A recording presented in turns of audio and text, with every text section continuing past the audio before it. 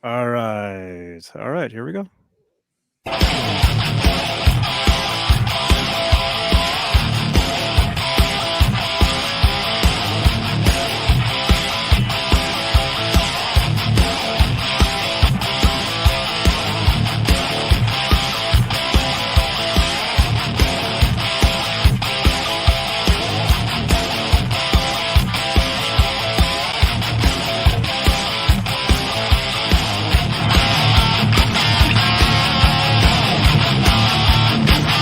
There's my applause.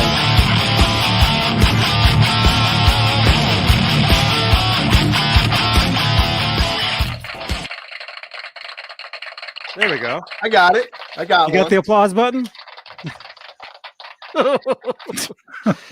There we go. There we go. Hey, everybody, this is Johnny Beane, and it is September 10th, 2021, 8:09 p.m. Eastern, 5:09 Pacific. Out here in Santa Cruz, and there we are. Hey, everybody. Hey, more applause. There we go. We've got these little machines, the sound machines, where it has Sounds all like these noises we like. little people just stomping their feet. And you notice how Johnny still has his in the packaging. Yeah. So when the battery dies, he can just bring it back to the store and get a new one. You know, instead of Just buying new return it. batteries for it.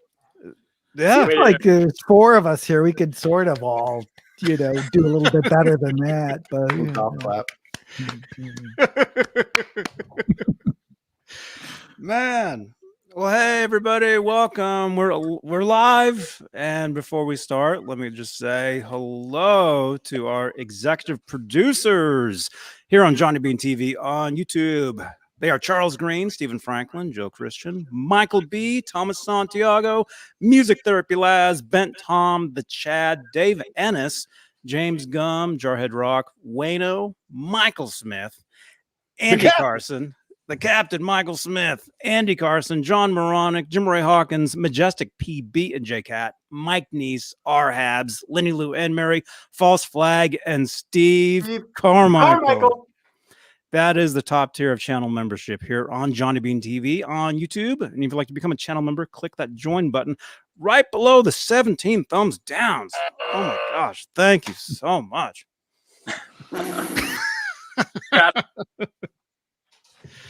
Wow. What else? We're live on Facebook, Johnny Beane TV, Facebook page. If you'd like to help support the show, we got Facebook stars over there. This is a podcast, so you can actually tell Siri to play the Johnny Beane podcast on Apple Podcasts, iHeartRadio, Spotify, Stitcher, Google, Amazon Music. Make sure to subscribe. And what else? Any super chats for your questions and comments to get highlighted will change the color of my lights.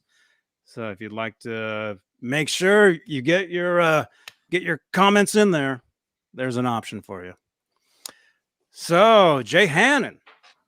Hello, everybody. Dude, we have a big show tonight, man. We got some really cool dudes here. Big. Massive. Where's What? the thing? All right, Johnny, We have a button for that. There it is. Mind if I light up a jazz cigarette? Go ahead. Ooh. Whoa! I had to light up the skies there, I'm on fire. Woo! Oh my gosh. For a second, I got worried. Oh my goodness. Wow. Oh my goodness. All right. I did pick from David Lee Roth there, so since he's not with us, I figured I'll fill in for that. So. Oh my goodness. Hey, Keith Campbell. Happy Friday, man. Happy Friday, Keith Campbell. Dude, we got a huge show here. This is incredible. Jay, who do we have here, man? Well, we have Johnny. Why do you put it all on me? Oh, I have to use the bathroom. All right, we got Brad Tolinski, and we got Chris Gill, and we're going to be talking about the Eruption book that's coming out, right? Coming out soon. When is the release date? October 5. October 5th. So we got. But you can pre-order right now, guys. Right now. And where can you pre-order it? You know, anywhere that they carry better books. Amazon.com, the Van Halen store, bookshop.org. Barnes and Noble. Anywhere. Awesome. Anywhere. It's a big one. It's a very important book. Right on. And there will be links in the chat here on YouTube where you can go and pre-order the book as well. Yes. Yep. Let's see. Oh, Jay, here's what we can do. I do have to take a quick 2-second break. Jay, who do we have in the chat? We got 61 watching. All right, we'll do that first, I guess. We're gonna roll with let's see. We got Browns fan, Christopher Livesour, David Ennis, Gary Bucknoff, my beautiful wife Jeannie says, Cameron Brown, Janice Lala, Johnny B Guitars, Johnny Beane, Keith Campbell, Kevin Kachel, Leo Safko, Lindy Lynch, Nerd Halen is here. Nerd. Nerd Halen. How about that? Our Arhab. Halos guys. He already pre-ordered the book. I like Yes. him. Yeah. Yep. Arhabs, Randy Price, Stephen Franklin, Thomas Santiago, Tim Thomas, Wayno, and everybody else that is coming in late. I mean, come on. It's already 8:15 here. Let's roll with the It's not. show. No, it's not a coffee table book. Did somebody say that in the chat? Yeah. They asked if it was a coffee table book. It's a regular book. All right, so hello everybody. And I'm not the host on this show. And when Johnny Jay, you can ask us some questions. when Johnny leaves me alone, I get all nervous and scared. And when we get off the show tonight, I'm going to give it to him. You better watch. All right, Johnny. Hey now. Feel better? Huh? I feel much better that Johnny's back. I feel much better now for my second one. Okay, very good. Oh my God. Oh, okay. Let's see. Well, hey, We're ready to talk about the book, Johnny. Let's rock. okay. Let me just say we spent the last 45 minutes in the green room, and dudes, let me just say, Brad, I've been reading your your Guitar Worlds for a lot of years, and like I was saying, you interviewed a friend of mine, Alex Skolnick, and that's when I first kind of saw you, I guess. Yeah, man, I've known Alex since he was 16, 17 years old. I think the first time I interviewed him was in the very, very early days of Testament out in San Francisco. And he doesn't live too far from me now in New York. So we're buds. Good man. Awesome. Yeah. So, let's see. You want to get into it? Yeah, let's get into the book. That's why we're all here, right? Let's talk some Van Halen. Sounds good to me. Sounds good. So let's see. So Chris, yeah. when did you sent me some pictures here, some photos. We can show some of these. Let's talk some Van Halen. This photo right here. Yeah.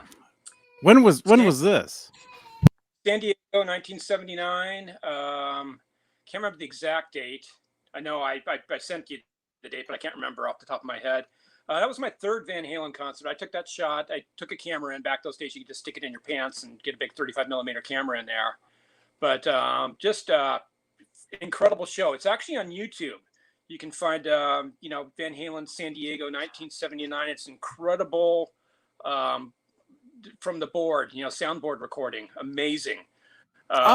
Yes, I've heard that. Yeah. Yeah. I love the version of You Really Got Me where they just stretch it out and they jam. Just absolutely incredible. But I was just dyed in the wool from the very beginning, Van Halen fan. I've told the story many times. I'm going to bore people, but I'm going to say it again. First time I heard them was early 1978, probably January before the album came out. I lived in northern San Diego County, picked up radio stations from LA and San Diego. Heard You Really Got Me at 2 a.m. Was out digging ditches to save my parents' house from getting flooded in these torrential rains, and came in and I don't remember if it was Paraquat Kelly or Jim Ladd or who, but they played When the Levee Breaks. And I'm just like, you motherfucker. You know, it's like my house is playing When the Levee Breaks. It was just raining all over California. And then he says, and now from LA's own Van Halen, you know, and You Really Got Me. No. You know, I'm just like, the biggest guitar sound I heard in my life. You know, it's just like, oh my God, you know, this band's amazing. Those vocals, you know, those harmonies, that solo, those power chords. It was just like, this is just the shit, you know. And I remember about a month later, KGB in San Diego played the entire Van Halen debut album front to back. And, you know, from that beginning, that descending horn, you know, I was just like, what the, you know, and it's like, okay, that was amazing. Running with the Devil, incredible. And then Eruption. And it was like, oh my God. Yeah, I called my friend Robert up on the phone and said, we're going to the record store tomorrow. Did you hear that? Like, yeah, what the hell was that? You know, we're just like, we're buying the record, we're figuring that out. How he did that, you know? And of course, anytime Van Halen was playing a show anywhere near me, I was there to try and figure out how he was doing the tapping. It was just a lifelong obsession and kind of led me down this path and got me into the entertainment industry and ended up as a guitar journalist. And to the point where I finally, in 1994, was sitting across from Ed at 5150. So that's kind of the nutshell. That picture was just like, you know, that was part of my reconnaissance mission, you know, was taking pictures of Ed, getting pictures of his gear or just photos. I just was really obsessed. Wow. Like this? Yeah. That's what it got. So that's a pretty good picture right there, man. Yeah, that's the money, man. That's like that's where it's like, okay, life's not bad. You know, I think I can say like, yeah, I've had a good life. You know, that's the real Frankenstein, 5150, 2013. Just a great day.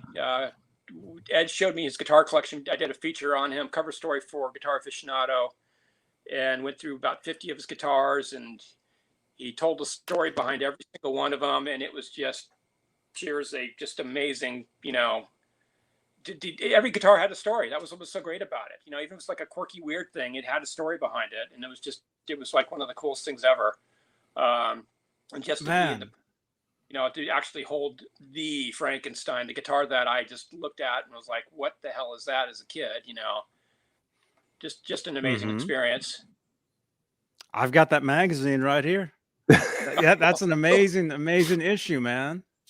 Yeah, it was really something. I felt really privileged to do that, and that's one thing in the book. We do answer some questions. It's you know, it kind of pisses me off, and I don't really get on forums too much because it just gets into a lot of pissing matches and whatever, and I just stay out.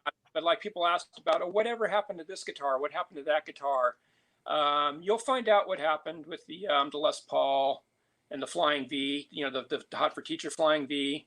I wasn't really supposed to tell the story, and I kind of felt, well, it needs to be told. People wonder what happened, you know, and people said like, well, why didn't he do the Dragon guitar, you know? And it's like, well, it's in the book, you know, it's not in the magazine, but now you can see the Dragon guitar. Ed still has the Dragon guitar. You know, there's a lot of guitars that he still has, and some things have fallen by the wayside. You know, a few things got stolen, a few things got given away, but the bulk of the magical stuff is still there, except, you know, like I said, you'll find out what's going on with the Flying V and the Les Pauls. I have two quick things. One of them is, did you see the 5150 guitar, the Kramer? Yep, it's still alive and kicking, and it's as cool as ever. You know, and Ed still loved the guitar. He was that's the one for me. I mean, the whole Live Out of Net thing, seeing our it. favorite guitar in the world is that guitar, man. Yeah. Yeah. It's really cool. It's just, and it's amazing to see, just like the Frankenstein, how bashed up it is, and you know how it just was. It was made. A lot of music was pulled out of that guitar, you know, the hard way. And the other quick thing is you mentioned hearing Eruption. Obviously when you really got me for the first time on the radio, hearing that guitar sound and everything, and just the song itself. And I guess kind of what maybe what you were feeling is like, when you hear when a band has it, and you knew instantly when you heard that music coming out of the speakers, you knew that, whoa, this band has it, right? And then when you mentioned hearing Eruption for the first time and not like, what am I hearing? It sucks because no one's ever going to have that feeling again of like hearing a guitar player do something where you're just like, oh, wait a minute, what is happening? That's the thing. And I think that's what we tried to point out in the book, is especially towards the end, because what Ed did was so universally accepted over what followed, whether it was amplifiers, guitars, how you play the guitar. It became so much part of what guitar players do, how they play, what they play. And I think the generation of people who came up later don't realize just how revolutionary that was, because now they've heard tapping, they've heard, all these people that have done other things with tapping and whatever. Yep. But when that happened, and yes, I know there was people like Billy Gibbons and Beer Drinkers and Hellraisers and Jimmy Page, who did these tapped a single note or whatever, and even Steve Hackett or whatever, but nobody did what Eddie did with it. It just was turned. But I have to say, I think the real heart of it is the techniques were cool, and tapping was sort of like, whoa, what is that? But I think the real appeal to Ed's sound was, it was always super organic sounding. There was just such a, you feel like you could, reach out and touch it. It's like such a visceral kind of sound in some ways, because I was coming from all sorts of different places when I first heard Van Halen. Like, I was into rock music, but I was into jazz. I was into this, I was into that. But what struck me was just, that his guitar didn't sound like this processed thing. It sounded more raw. It sounded more like it did sound like a horn, it did sound like a gritty saxophone or something. It was just such a great sound, just period. It was energy. It was just, that's the thing. You can copy his licks, you can copy this, you can get his gear, but there's just that personality. You can get close to his tone, many have, but it's the personality of it. It's just Keith Campbell over there said it is also because it was musical, and and he had great melodies and all that stuff too. But what really grabbed me initially about Ed was the actual tone, the sound of the instrument. And that's really the hardest thing for people to try to duplicate. They can do the techniques and everything, but to really get that sound. When I was up at 5150 one time, Ed actually allowed me and the couple of other people that were there to take the Frankenstein and plug it into the Marshall and play it, And what was interesting about it is, like most players these days are so spoiled, you have your master volume or you have your pedals on the ground or whatever. So you can sort of turn the amp up halfway and get this nice freaking polite sound and play. But Ed was like, we were up there with Billy Corgan, and Corgan goes, "Oh, where's the pedals?" And Ed's like, "There's no pedals. Just turn the amp up to 10." He just turns this thing up to 10, and you get this guitar in your hand, and it's just like riding a wild bronco. And I think that had something to do also with, why we're so attracted to that sound is like there's a tension from him having to also control just this raw energy coming out of the guitar through this amp, and for players that don't have like their muting technique down and all this other stuff down, it could literally just explode in your hand. It was I couldn't imagine playing, not only just playing guitar in front of one of your musical idols, but playing one of the guitars, the guitar, through that amp in front of him. I was like, Oh no, that's terrible. Yeah. That's nightmare stuff. Everybody talks about, must have been so great. But, I was the editor of Guitar World for many, many years. And the biggest thrill was being able to, play some of these immortal guitars, like I actually played the harmony acoustic that Jimmy Page used on Stairway to Heaven.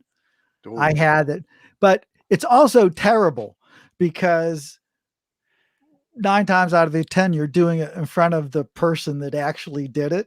And they're staring at you, right? They're staring at you, and you can't play that thing no matter how much you want to say, like, oh yeah, I played Stairway to Heaven on Jimmy Page acoustic guitar that he played.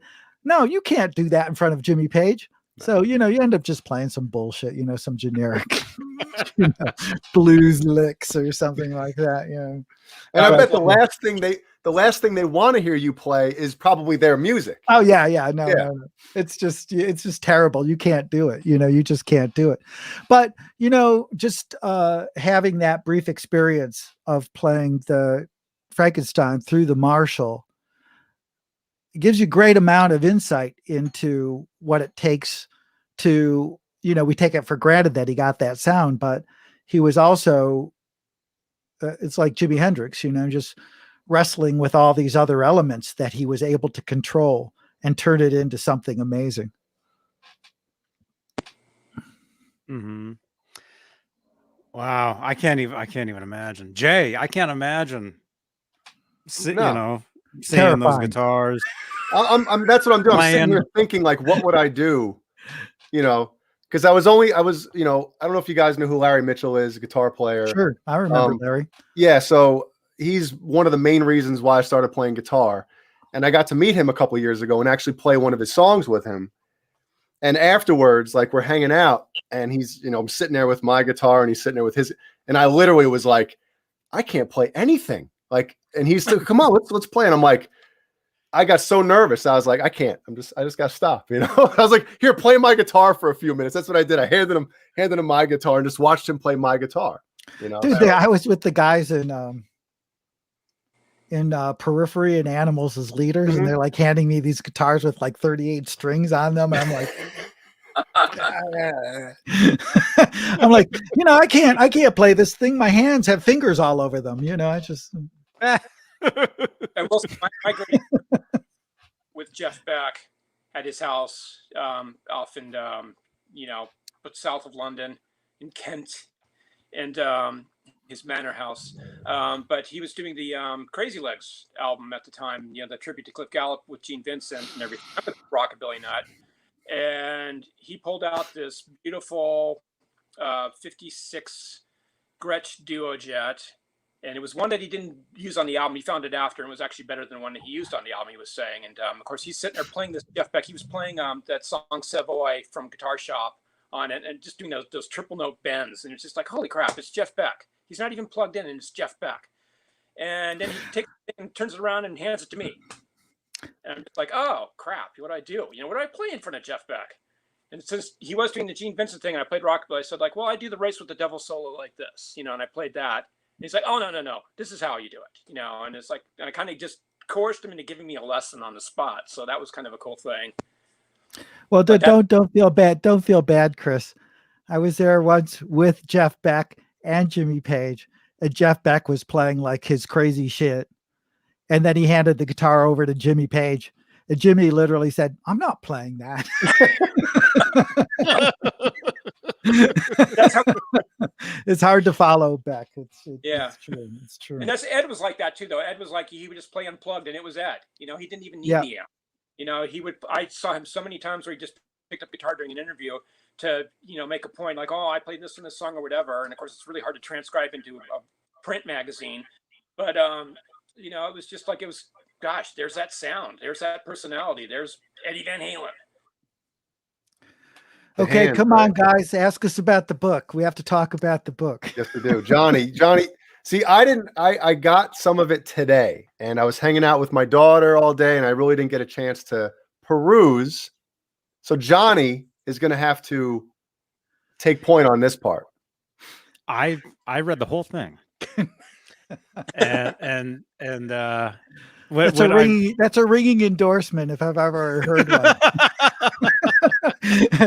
read the whole book. We'll get this quote for the book. Johnny Beane. Yeah. I read the whole thing. Oh my gosh. And then mine would be, I didn't get a chance to read it. I was hanging out with my daughter. Thanks, guys. Love being on your show. Hey, I didn't get it till today, so I have an excuse at least, you know? Yeah. No, I mean, like I said, I grew up, reading all the Guitar World stuff. I mean, for years, years and years and years. And what I got out of the book was it goes much deeper into Edward, like growing up, personally as a person, and there was just a lot of great stories in there that I didn't know, from reading the magazines all these years. And well, the idea of the book really is, I mean, there have been a lot of these sort of, cut and paste Van Halen biographies and stuff out there. And, they sort of fixate on the, on the wars between Sammy Hagar and whatever. What we set out to do is look at Eddie Van Halen is one of the greatest musicians of the 20th century, right? I mean, arguably the greatest guitarist since Jimi Hendrix, and sort of a brilliant and complex individual, brilliant guy. And we felt that none of the books really, captured any of that or really talked about what made this guy tick. They were also concerned about like telling this sort of cruddy story or that sort of thing, Mm-hmm. And so the idea that Chris and I had was we're going to talk about this guy's journey, from being an immigrant, being a child prodigy musician, his problems adjusting to life in the U.S., being an immigrant, not being able to speak the language, and the sort of impact all that stuff had on him as a human being, made him sort of hide in his bedroom and practice and become the great artist that we all know. But it also, created a certain amount of social anxiety in him that people aren't aware of. We saw 5150, his studio, as being sort of an extension of the bedroom that he grew up practicing his guitar in. He exchanged the bedroom that he sort of hid away from everybody for the studio where he went to practice and sort of hide away from everybody, and there's so much to this story about Ed. And I really, if you admire him now as a musician, you admire him as a player. I think after you read the book, you'll see where all of this sort of deep musicianship, all the stuff that we love, where it all came from. That was our goal, That's what I got out of it. That's exactly what I got out of it. I thought I knew everything, Mm-hmm. But Jay, Jay's a huge Van Halen fan, but he's not as nerdy as I am. I thought I liked Van Halen, and then I started doing the show and I realized I didn't know anything about Van Halen. It was like a big wake up call for me. But as far as like all the, the older interviews that we've all read a million times, I've always wondered, like, what stuff gets cut out from those interviews. And I would think that a lot of the stuff that gets cut out is the stuff that the real fans want to know. Not like you said, a lot of the cut and paste, copy and paste stuff that everybody already knows. But for some reason that gets retreaded all over. But the other stuff that kind of gets, on the cutting room floor, for lack of a better term, you know, like who kind of decides what goes where and all this stuff and how much room you get and all that, like in these, you know, interview books and Well, we get that. You know, what's interesting though is when you're in the middle of it, when you're right there, talking to this guy about his new record, you know, that's sort of where your focus is. But when, I mean, I can't talk for Chris, but I think this is true for him too, is this gave us an excuse to step back and put all these pieces together that we hadn't quite seen when we were so close up. You know, we could see that we could start seeing the big picture of who he was, and you know, a quote from this interview and how it related to this and who he was as a person. I can't say that I understood it at the time, and I really wish to God, to be honest with you, after I went through this intellectual process of putting together this book, that I could talk to Ed now, because now I even have more questions, you know what I mean? But I do think that, you know, Chris and I both really for the first time put a lot of the pieces of this puzzle together, what made him tick as a great musician and as a human being. That was the thing. There was some cutting room floor stuff that did make it into the book, you know, quite a bit, that they weren't necessarily right for, say, an interview about the Balance album or something like that. You know, it was a little bit off topic, you know, and that's the thing. When you write an article for a magazine, you have so much space and you need to make this kind of story that flows. And sometimes there's an interesting subject, but it just doesn't fit in with the flow of this bigger story. So, and that's where we, you know, with this, since we're looking at the whole story, we were able to fit in a lot of those missing parts, you know, and kind of fill in the blanks a bit. I mean, Chris, one of the really great pieces of scholarship in the book is some stuff that Chris, through a lot of digging and photos and stuff, came up with some things that I didn't realize. And I don't think you did either, Chris. Until we put together the book, how much of Van Halen's technique, sound, ideas for the first record came together like 3 months before the record came out. Oh, absolutely. It's really fascinating. Maybe you can talk more about that, Chris. Well, that's the thing. I mean, it's just, you know, I've like any other fan, I've dug up all these bootlegs. I've listened to everything I can. I've dug and looked at pictures and you name it. And that's kind of what even the current Guitar World story about the origins of the Frankenstein, a lot of this came together while we were putting the book together. Because it's like, well, gosh, Ed said 74, 75 when he did that. But then you start thinking about things. It's like, yeah, but Charvel didn't start selling Boogie Body stuff till like late 76, you know, and, you know, and then you listen to the bootlegs, the live bootlegs that are out there before the album, the first album. And it's like, where's the tapping? Where are the whammy bar dives, you know, and all this stuff? Like you can miss pieces of that stuff there, but then you get this bootleg of like, you know, May or June of 1977, and all of a sudden there's that tapping thing that we know and love in Eruption. All of a sudden it's there. It wasn't there before, you know, and all of a sudden it's there, and it's just like, gosh, they did already done the demos, and I'm sure you guys have listened to the demos, you know, the Warner Brothers demos, all 25. Yeah. You barely hear a lick of tapping even in the demos, and you can hear Ed's sound. I mean, like I mentioned before, as early as 1974, you know, some of those very early demo recordings that they did, you can hear Ed, you know, it's you know, it's not quite as refined, you know, but then as you get into 1977, all of a sudden it's like, okay, he's becoming Eddie Van Halen. You know, it's like when they even did the demos with Gene Simmons, they still weren't quite there yet. And I don't know how much of that was the influence of Gene going, oh, no, Ed, you make a recording this way. You turn the amp here. Ace never puts the volume past 4, you know, or whatever. You can't turn your amp all the way up. It's going to overload the mic, you know, or whatever. Yeah, the production definitely sounds more like Kiss on that demo than it does Van Halen. You know, that's the production itself. Absolutely, and that was, I think, the genius of Ted Templeman and Don Landry, bless them, man, for just saying, just do your thing, you know.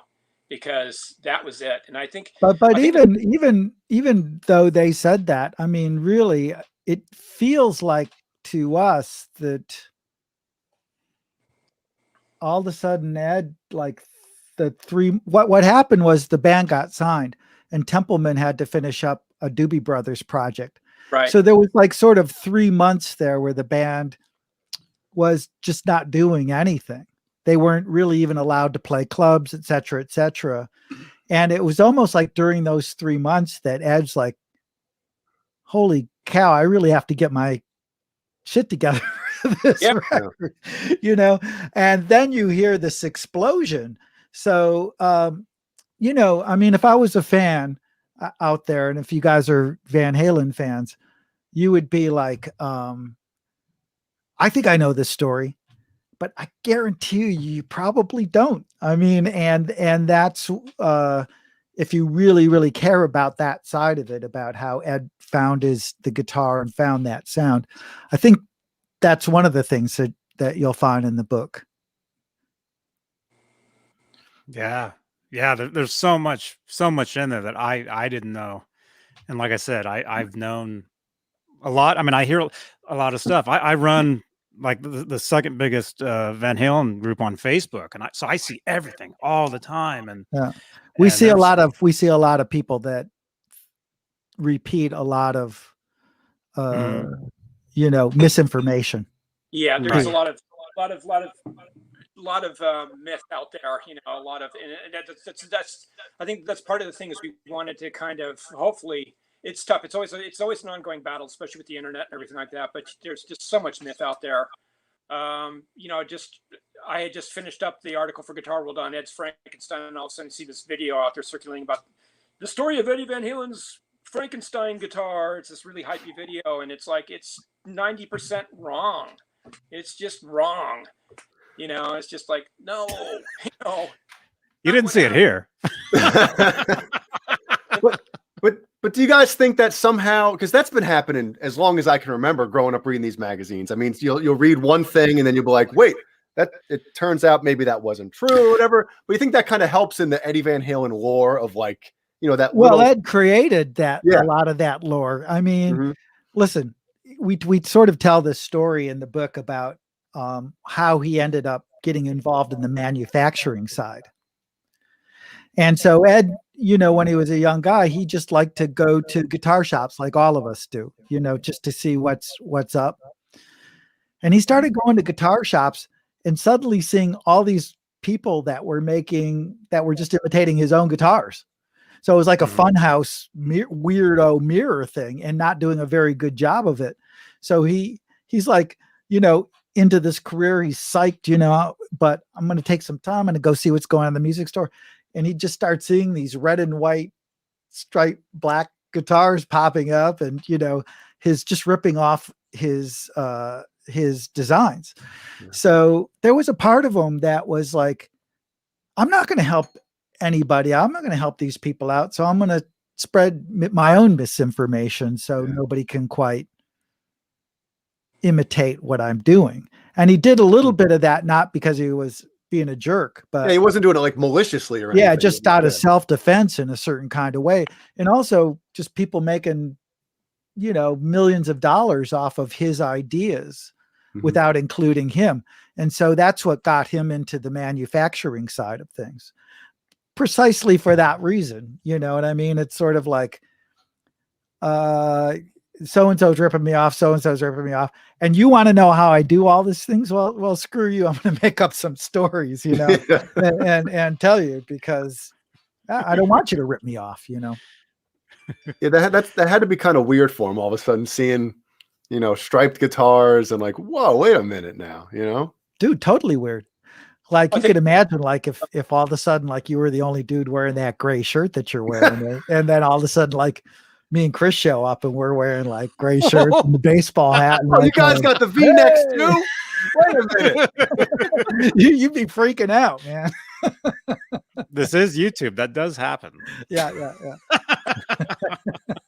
I'm going to have a super long beard like Chris now. Did that just make you feel self-conscious? I'm sorry. Imitation is the what? Sincerest form of flattery. Is that the saying? Unless they're making money off of it, then it's not. You know. Well, that's. I think the worst thing for Ed was like Charvel, the Bumblebee guitar, that the Van Halen 2 album. I mean, the Van Halen 2 guitar. They make him this guitar, and then the next thing he knows is that they're out there marketing it as the Eddie Van Halen model, and he's just like, what? Like, no one asked for my permission. I'm not getting any money for this. I think they gave him like 5 or 6 or whatever to kind of tide him over for a little bit until he just said, screw these guys. And then that was about the time that Kramer came knocking on the door, and all of a sudden it's like, whoosh, But that, I think, here the industry had this golden goose, and nobody approached Ed about, hey, dude, let's make a guitar together, So I'm sure that pissed him off. Instead it was just like, let's just copy that guy's guitar. No one will know, So that must have been really a downer for him. Kind of like with the whole Floyd Rose story, with what happened with all that stuff, Yeah, that's a crazy story. And of course, when he goes to Kramer, they want him to endorse this Rockinger. They called it the Eddie Van Halen Tremolo. And I think he kind of do it for a while. And all of a sudden he was like, wait a second. I don't like this, I like the Floyd. Yeah, Floyd's much better. I have to agree. Yeah. Man. Dang. Yeah, it's just there's just so much in this book. Like let's get what kind of stuck out to you when you were reading it, that kind of like you're like, whoa, I never really knew that, or just something that really stuck out to you. I mean, there was some personal stuff, I guess, and just, I mean, you're gonna have to read the book. Yeah, I know that. You're gonna have to buy the book. You're gonna have to buy the book. We have people pre-ordering it in the chat right now. People saying they pre-ordered it. You're getting it. Nightbot has the link to it. So. Well, I'm going to tell you some things that we felt had been sort of underreported, and I think will make our book different than some of the other ones out there.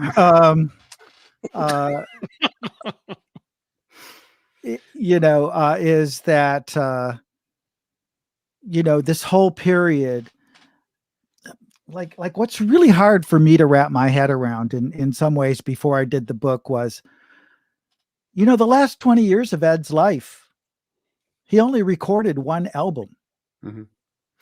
Like, think about that, man. Like, the greatest guitar player on the planet only does 1 record, 1 studio album in 20 years time, after recording like religiously 1 almost every year. So what the heck happened? What happened to that guy? And what happened to his music? And the second part of the book, everybody always wants to know about Sammy, David, all that. But to me, one of the more fascinating aspects of this book is what happened to Ed in the last 20 years of his life. Why was he so inactive? And, Van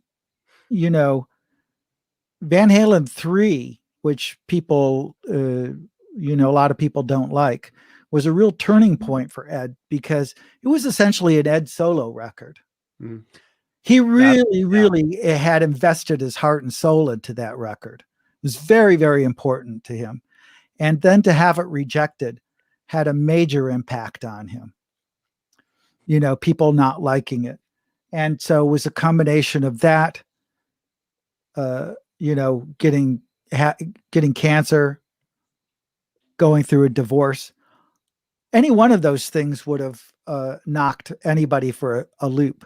But to have all these 3 things happen to him at the same time was absolutely brutal. And I spent a lot of time with Ed during that period of his life. And he always tried to keep a brave face and everything about what was going on. But it was really super destructive, traumatic, and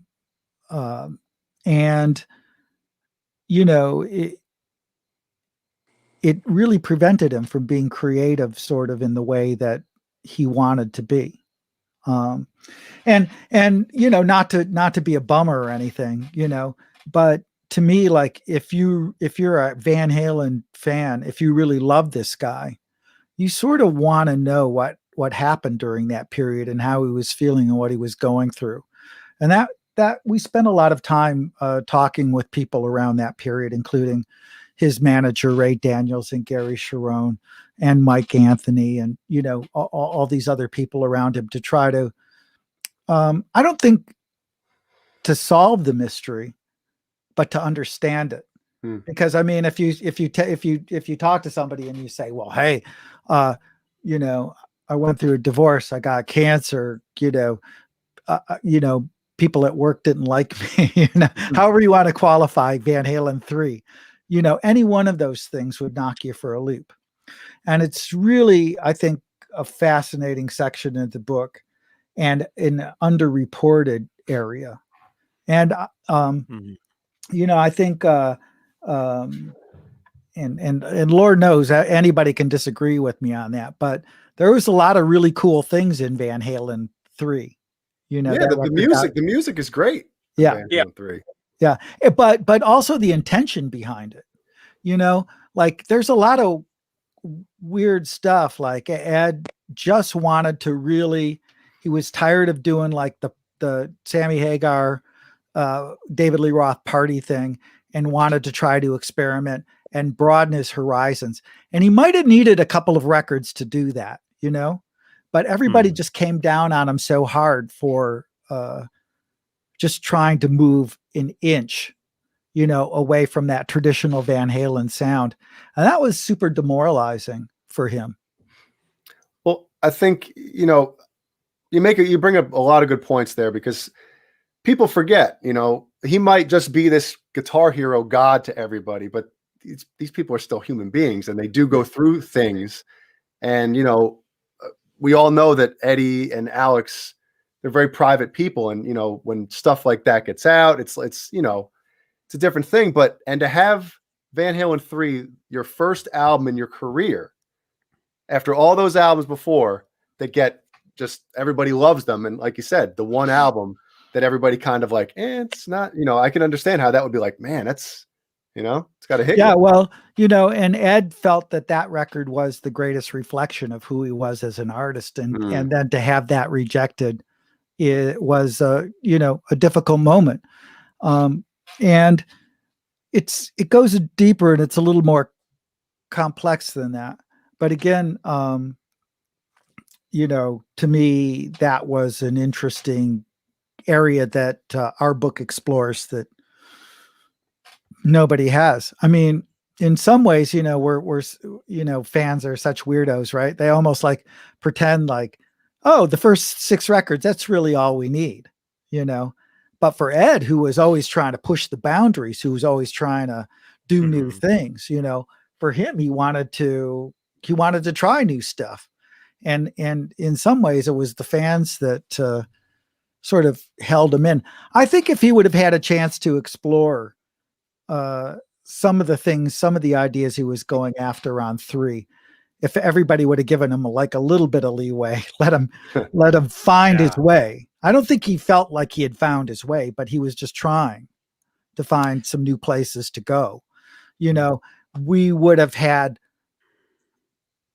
this sort of incredible blossoming, like whole second half of Van Halen music, that now is probably just sitting in CDs at 5150. Well, we've talked about this a million times, Johnny, but I think, and I'll make this fast, but I think part of the reason why the Sharon Van Halen 3 thing didn't really work is because Sammy got booted, then Dave was back in the picture, and everyone was, the people that loved Sammy were like, all right, well, at least it's Dave back in, at least, blah, blah, blah. And then all of a sudden, when that didn't work, all the fans, I think, were like, what? You get rid of Sammy and now Dave's not in. What, so it was almost like an uphill battle before anybody even heard any music with Sharon, Absolutely. And the great thing about the book is that we spoke with Ray Daniels, and Ray Daniels really puts a whole new perspective on what happened during that period. And it's going to be very illuminating to a lot of people, because Ray got cast as this bad guy, and it's really not what a lot of people thought. I think they're going to be very surprised by that. I think that, for me personally, was very illuminating, because I used to be one of those people like, Ray Daniels, he killed Van Halen, and that's really not the case. So I think that's. Hey guys, sorry, excuse me. Can you hear me okay? Mm-hmm. I have to unplug my mic and plug in my power source or else. Okay. But I'm using the internal mic, so just...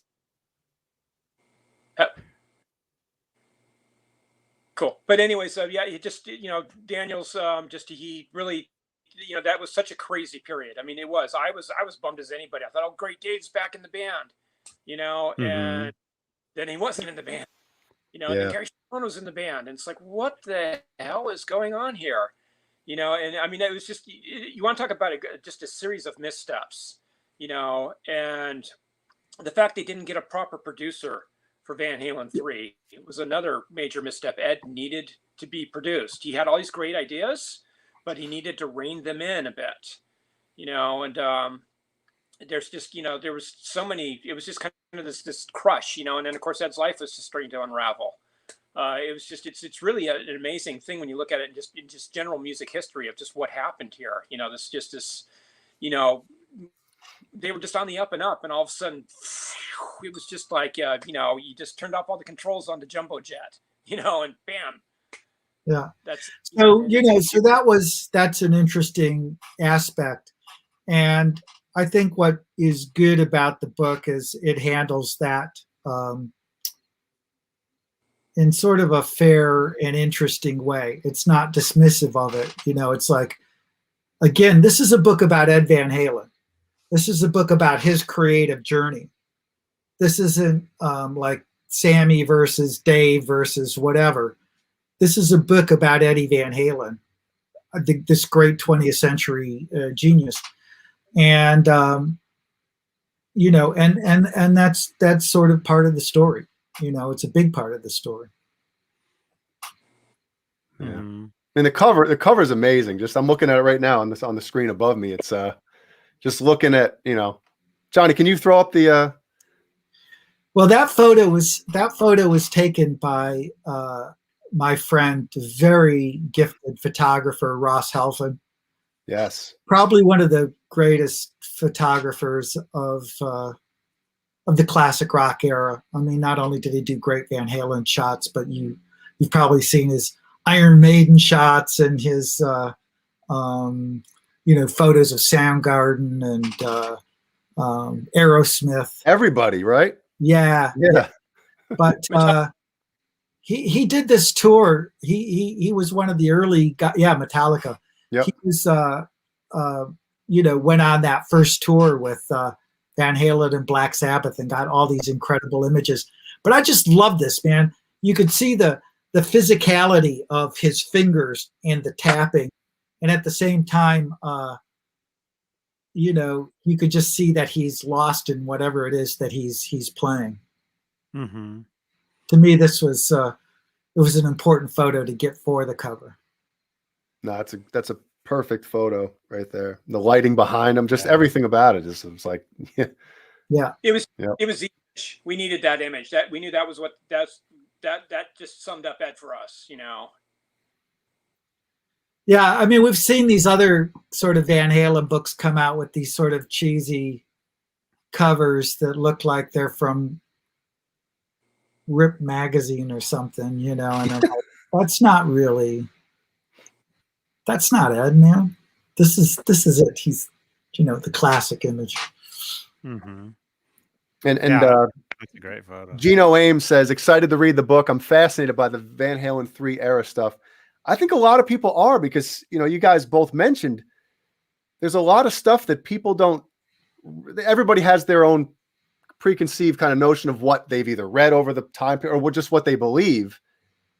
And we really don't know what really was happening during that time. You didn't even know that Ed was gone for 20 years. That's It sort of feels like everybody was just so busy focusing on Sammy versus Dave or something for 2 decades that they didn't even notice that Ed wasn't playing any music anymore. That's sort of the extraordinary.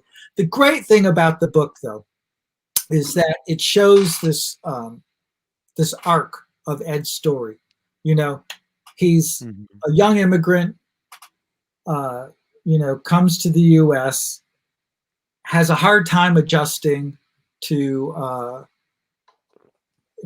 America, speaking the language. He's bullied, sort of forces him into a room, and he's, the only way he can really communicate is by being a great musician through his music, and has this incredible rise, and then this fall.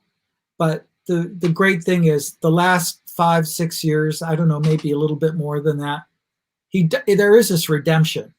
So, like, I knew Ed before and then during his sort of the worst parts of his life, and then after. And all I can tell you is we were so happy to see him back. Like I thought he was gone, during the dark period. Didn't know whether he was going to make it out of it or not, seriously, and a combination of his second wife and Wolfgang, brought him out of that incredible tailspin. And I think, at the end, like in the book, he's actually saying really, really nice things about David Lee Roth. It's like he has this revelation, that Roth isn't just this jerk, he actually talks about David's talent and how original he is as a lyricist. He has all these sort of revelations, and I'm sure you guys have talked about this. At the end, Ed was thinking about bringing everybody back, Yeah, the Kitchen Sinks tour. To do this, Michael to do this tour. He really went through this thing where he came out of this dark period and really had learned something about life. And that to me also made the book sort of joyful to create, was knowing that it just wasn't him dying at the end, but it was him, coming back into the light and being creative again, and doing the record with Roth and touring and interacting with his son. And he was on the path to that too. That's the thing that's what's so amazing about it, because I talked with Ed a lot from 2005 onwards, and all those tours and everything, and just to see him really making an effort, letting bygones be bygones. I could see him really, Roth was kind of the guy who was off in his own world, off in his own bus, didn't do sound checks with the band and everything. And I think Ed really wanted to see the whole unit together. And that's why I think part of the reason, like, Wolfgang kind of filled a big void there, where it was just like, man, I'm just having the time of my life, and I'm just making music, and this is great, and it would have been really cool to just have kind of David along for the ride too. And I saw Ed making a lot more concessions, and they were earnest concessions. They were like, I really want to please this guy. I want us all to be one happy group. He didn't want the drama anymore and everything. And I guess part of the way they kept the peace was, by having Roth off separately. But I could really earnestly appreciated the guy and what he brought to the band. And just, again, just willing to put all that crap in the past and just bury it. Yeah. It's funny. I was just looking off to the side and seeing the comments, some of the people. And somebody asked, what was the deal with that 07 cover of Van Halen that was on Guitar? I think they're this cover of Guitar World that was controversial at the time. And it was actually I was actually at that photo shoot. And what's really weird, and I don't care whether anybody believes this or not, I don't care. But everybody thought that somehow we doctored the picture, we did something weird to it. But I have to tell you, we didn't really do all that much to that photo. I know it looks crazy a little bit, but physically, like, I can't vouch mentally at that period that Ed was at his best, but physically, he was in good condition. I mean, he was like, some people thought we put like a fake body and a head on top of a fake body, but that's sort of like, he was killing it. I don't know what he was doing with the spare time. I mean, I know that he was probably drinking a lot, but he was also hitting the gym too. He looked great. And, but his, the sort of weird dichotomy between the way his hair looked and maybe his face and his teeth were a problem because he had been drinking all this wine out of bottle. But we didn't do really anything to it. We didn't do that much to that cover, So I don't know. Everybody thought Guitar World did this weird switcheroo, and we put like some bodybuilder on Ed's head on it or something. I never quite understood what people felt we did to it, but we really didn't retouch it tons. That's a raw self-and photography of photograph. Right? Yeah, there it is. And I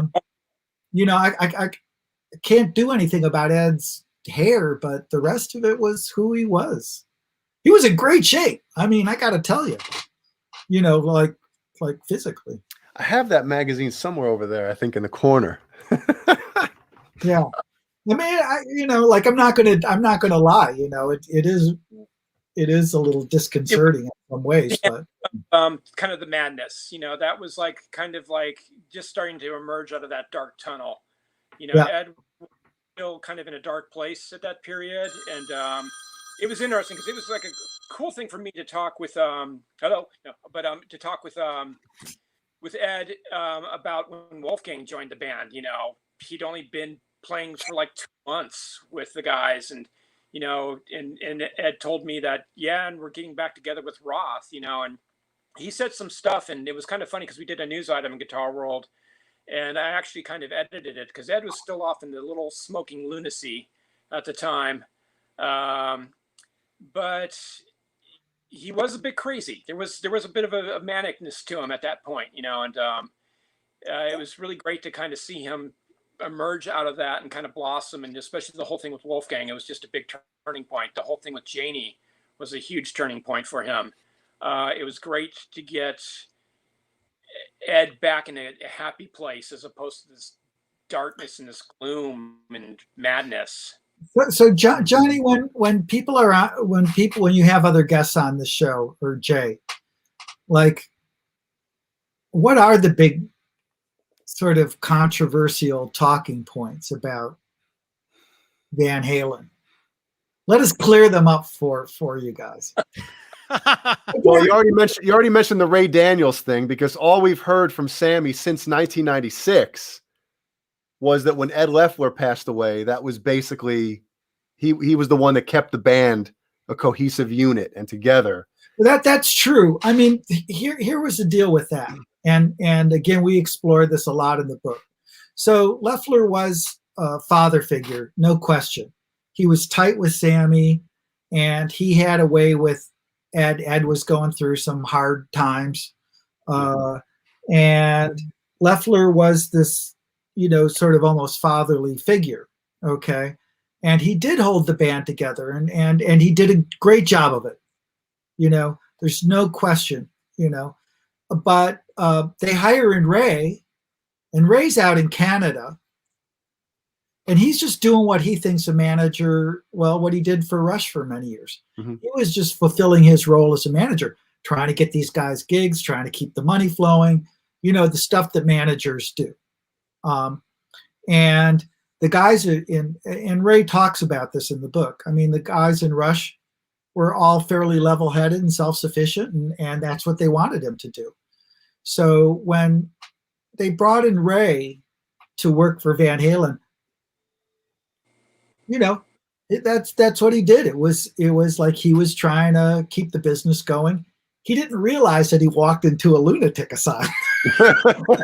And he's out in Canada somewhere, and he comes in and sees him like once a month, and it's just bananas over there because of Ed's dynamic with Sammy and Michael, and it literally, I think, had to do with the fact that he was dealing with a band that was relatively sane, relatively level-headed, nice guys, and he just wasn't prepared for the sort of craziness that was Van Halen. So he wasn't really holding their hands. I think he thought at that point that they were just, adults and guys that had been in rock bands, and they've been doing it long enough. I mean, why do they need me to hold their hand? That probably, yes. And so, but when what is it when the cats are away, the mice will play. I mean, it's sort of like he's not in the room all the time, and then whatever problems were just sort of left to fester. And I think it was just really him not being, I don't think he was trying to screw Sammy over or whatever, or anybody. I think he was just trying to manage his band. But he does say in the book, he goes, look, and I think this is a really interesting, point, is he goes, there's no question that Eddie was the star of the band. Like, what band loses their lead singer and transitions to the next singer and stays just as big as they always were? Mm-hmm. And really a big part of that answer was Eddie Van Halen. People were coming to see Ed, as much as they were the other singers. Mm-hmm. So it's not surprising or even weird or bad that somehow he would pay attention more to the needs and the wants of the Van Halen brothers, who the band was named after. Mm-hmm. And I think that Sammy was sort of feeling that. But the other thing that the book does explore is that at the same time, Ed was dissatisfied with Sammy. And it wasn't so much Daniels that was trying to maneuver Sammy out of the band as much as it was Ed, who was, unhappy with Sammy's lyrics and some other things that we go way, way deep into in the book. Well, I wonder if one of them is because we've all watched the live videos, and in my opinion, Sammy was great live with Van Halen all the way through the Carnal Knowledge tour. Mm-hmm. But when I watched those balance record, by the way, that was my favorite record of the Sammy era. It's great. Or Lawful Carnal Knowledge. It's great. But I feel like when you watch those videos of the balance tour, like Sammy, whether he wasn't in shape, whether he just started, whatever it was, whatever it was, like Sammy wasn't, they had to tune half step down partially through that, so maybe that's what Ed was. I mean, obviously I wasn't in his brain, but maybe he's before that tour. I talked with Ed November of '94. The first time, it was my first interview with him up at 5150 for Guitar Player magazine, and he was bitching about Sammy about the album. Oh, there we go. Look at that guy. I like that shirt, dude. Hey, Chris, I didn't know that you had sunglasses like that. Actually, that's me. That guy.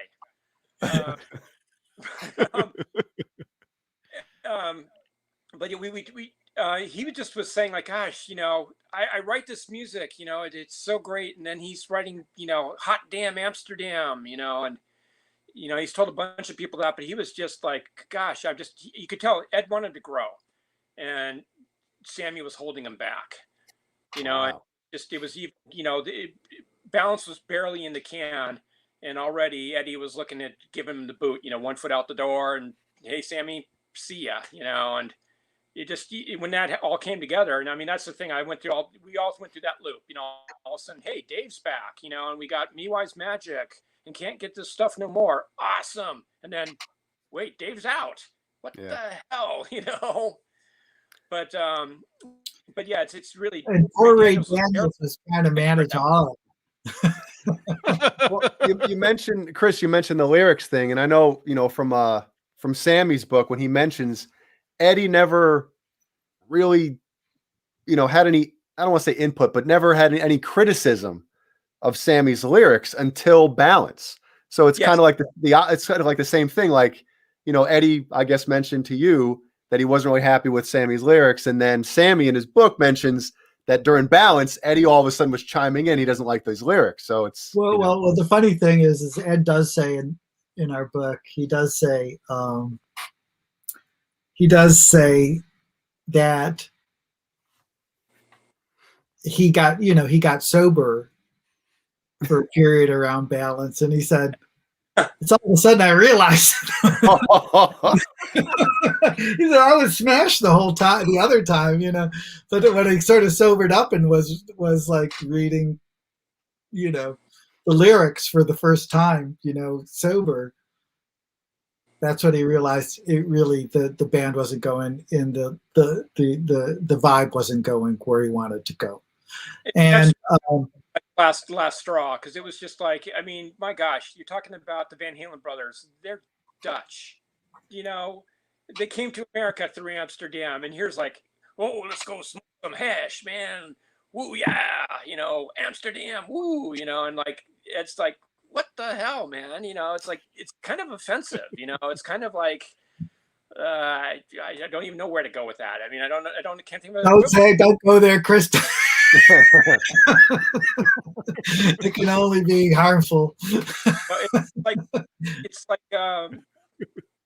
Michael Boddicker telling Bootsy Collins how to be funky. Yeah. So yeah, I mean, there was, I won't say that,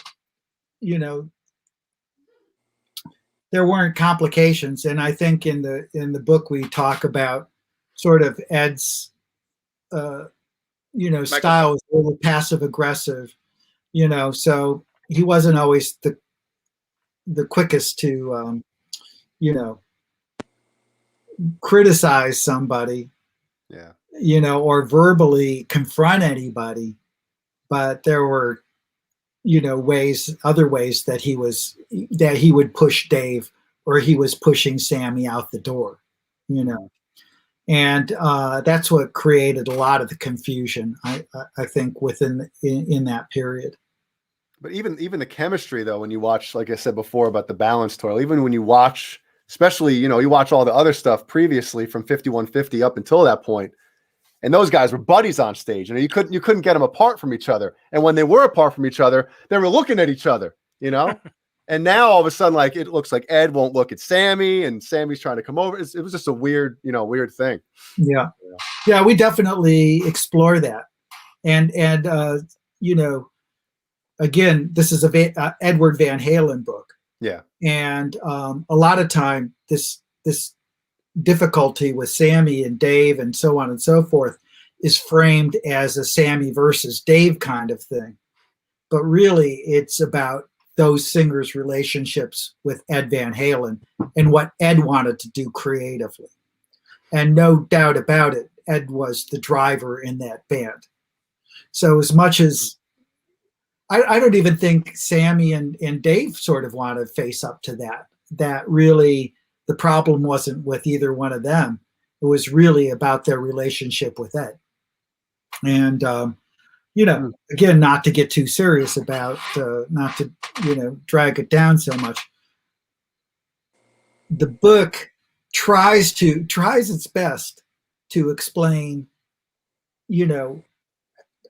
create a psychological portrait.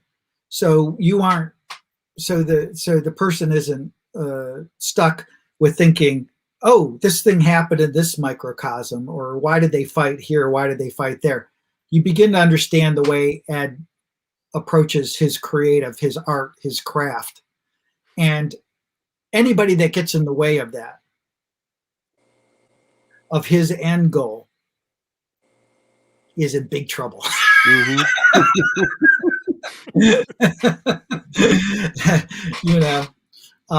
And I even think it's sort of interesting that Ed will say, I think he changed towards the end of his life. And like I said, he understood the value of his singers and what they did.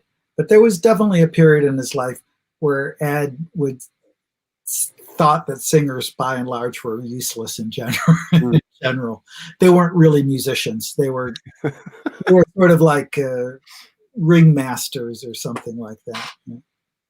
Well, in a time of you know, well, I guess a generation, I should say, of, you know, books coming out that are legit like hit pieces, and, you know, all the bad news and this person's doing that. It's kind of refreshing with a kind of a, I won't say a different take, but just more of a deeper perspective of the whole thing, as opposed to, like I said, just, you know, bad stories and this person did that. You know, it's very cool. This is one of the great musical stories of the 20th centuries, guys. Yeah. I mean, you know, I did a book conversation with Jimmy Page, Conversations, Light and Shade, Conversation with Jimmy Page.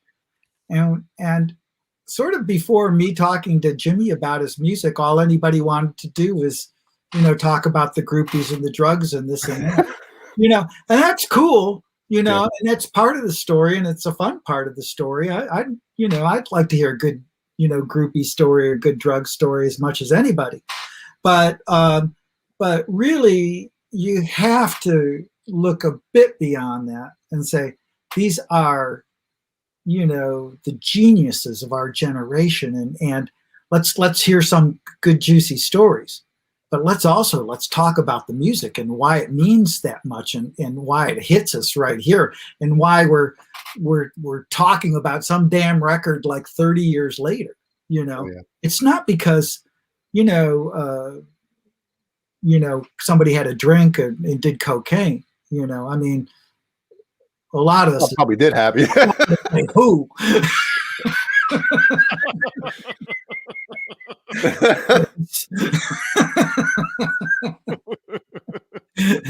But, you know, nobody's doing weekly podcasts about those people. It's the genius of the music, you know. So we definitely wanted to make that a big driver of this book. It's a portrait of an artist. I mean, it's really, and that's the thing is too, is that, you know, Brad and I talked with Ed a lot, and we have, you know, we pieced together his stories. We wanted to tell his story through his words. We're not somebody from the outside looking at it and kind of making these observations and whatever. This is really Ed's story. And we tried to get to just the core of, you know, what we knew of him from sitting across from him, you know, for all these hours and everything. And we may not have been, you know, have known him as well as many other people Circle did, but we do have a perspective, at least as far as writers go. And the thing was just really, you know, I guess, and also as writers for Musicians Magazine, we appreciate the art.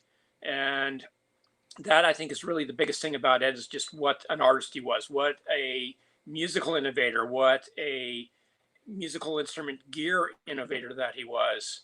And I think a lot of that tends to get overlooked in these more salacious details, more of the infighting and the partying and the drinking and the divorces and whatever. And at the end of the day, what we're really left with are these records and the gear that Ed developed. And to really give him kudos for that. I mean, again, as we said earlier, he really changed the guitar industry. He, you know, I probably still wouldn't have a job if it wasn't for Eddie Van Halen. You know, I'd probably be writing for a German synthesizer world or like that, Technoland, you know, or whatever. And God bless him, man. He made the guitar just cool as fuck. You know, I'd probably have a successful career if it wasn't for Eddie Van Halen, because I probably wouldn't be playing guitar. I'd be doing making money some other way, you know. Yeah. You'd be a drummer. Yeah, you'd be reading and you know, you'd be reading our book instead of like taking care of your kids and stuff. Yeah, I know, right? Oh, never mind. We've all been there, bud. I don't know. What about you over there, Johnny Beane? Mm-hmm. You're sort of just laying back and letting us do all the work. What's Oh, up with you? All the heavy lifting, brother. I'm pushing all the buttons over here. Oh, okay. I mean, what can I say? What can I say? No, like I said earlier, and yeah, leave a thumbs up, by the way. We're at 61 thumbs ups. We got 112 watching. V 5150. The release date of the book is October 5th, but you can pre-order it now. And Yeah, I will the say chat. what's really super cool is that today the our Van Halen book was #1 on the Amazon Rock Books charts. I guess that's what you call it. I don't know, listings. So, and that's a month out before the release. So, everybody, if they want Ed to be remembered in the right kind of way, or, want to celebrate Ed, hey man, this is a good way to do it, to even show people like how much he actually means to everybody. Yeah, it's get that #1 because the book's coming out, October 5th, the day before the sad anniversary of his passing. And wouldn't it be awesome if, Ed's at #1 again? I think that would be a really cool tribute. That's what we're hoping to do. That's our tribute, Ed. We thank you, wherever the hell you are, wherever the heaven you are, hopefully. But, we want to pay tribute to the guy, man. We love him. He was such an awesome guy. For me, just so many years of joy, just starting, like I said, from January 1978 onwards. I went to every Van Halen show I could. I saw every tour, as good or bad as it may have been. And most of the moments were good. And I have to say at the very end, especially, my gosh, Ed was playing phenomenally. Those last tours, 2012 and 2015, especially his solo segment in the 2015 tours was just brilliant. It's just like, Chris and I actually saw the Van Halen show at the Cafe Wah. Yeah. It was a small club in New York. Yeah. I was literally sitting like as close as I am to this screen away from Ed doing his set. And that was a gigantic thrill. Remarkable, just absolutely insane. A couple hundred people packed into this tiny room, and there's Van Halen at full concert volume. That was just like insane. And just such a, I'm so used to seeing them in huge arenas the whole time, and then to see them in this tiny club. And it's like, I never got to see them in the club days. I was too young and not really aware. And to see that was just like, wow, I could only imagine what it was like to see Van Halen back in, at Gazzari's in 1975, even though it wasn't exactly the same thing, but it's still like, wow, I just couldn't imagine hearing that sound, Okay. So if you had a DeLorean, yeah, that's the show you would go back to see. That's the 75 kind of. I would go to the Pasadena Civic. Probably the show they did. I'm trying to think when that was. October, I think it was. So after the first album was done, and they had tightened up the arrangements, thanks to Ted Templeman. I think, and they knew that they were on the brink of putting out this album. That's the show I would go to. Yeah, the soundboard, right? That soundboard.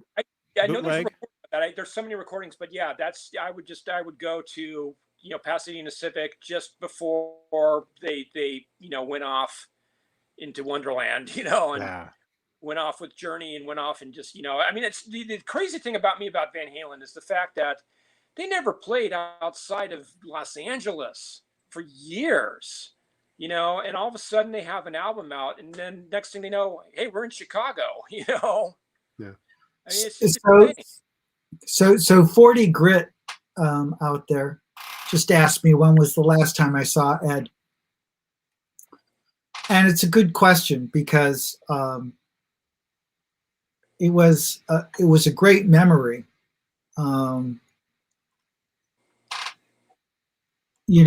Chris and I were invited to see Ed,